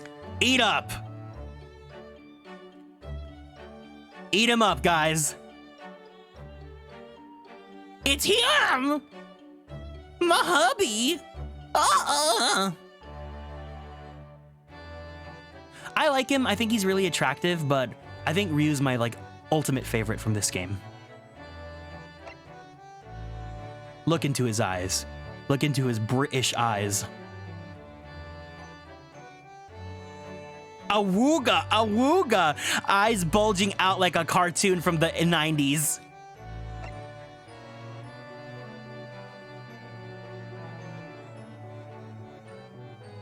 The bag is hiding the flat cake that he doesn't have. Woof, woof, bark, bark. Awesome design, for real, for real. I love his kit. Yeah, it's pretty cool. It's pretty cute. His cake, he does not have cake. This man looks flat as hell. Here's him, here's his hair, his poofy hair. This is so Amelia Watson, am I right? Yeah, Ami has a pretty cute design too. Hey, I gotta be careful. Oh, look at his little, that's a meme, man. Oh, Rio in the back. Mwah, mwah.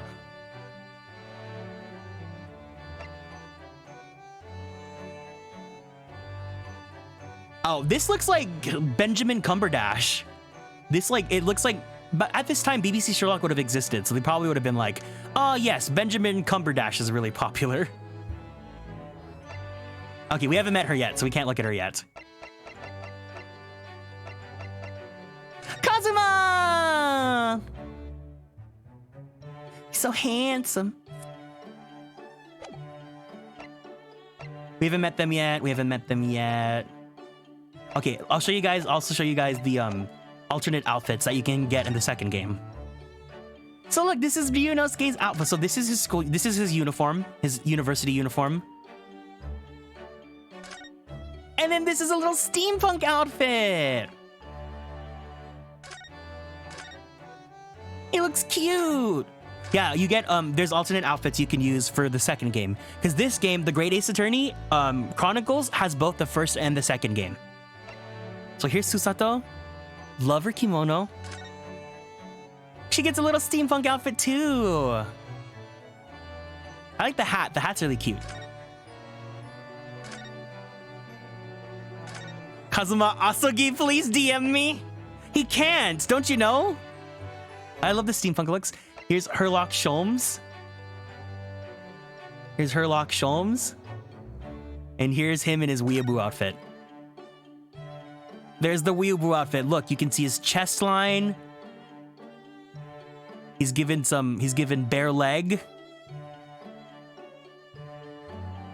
Eat him up. Eat him up. We go booba.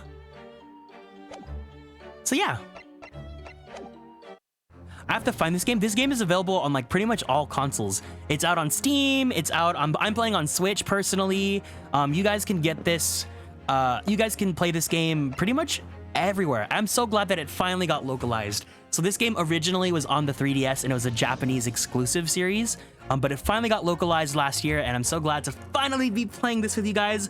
If you guys have never encountered the Phoenix Wright series at all, I'm also currently playing the Phoenix Wright series. And if you guys are interested in playing a game like this, I will be giving the Phoenix Wright trilogy, which includes all 3 original Phoenix Wright games, in my subathon in 2 weeks. So if you guys are interested in winning that possibly, I'll be having the subathon in 2 weeks.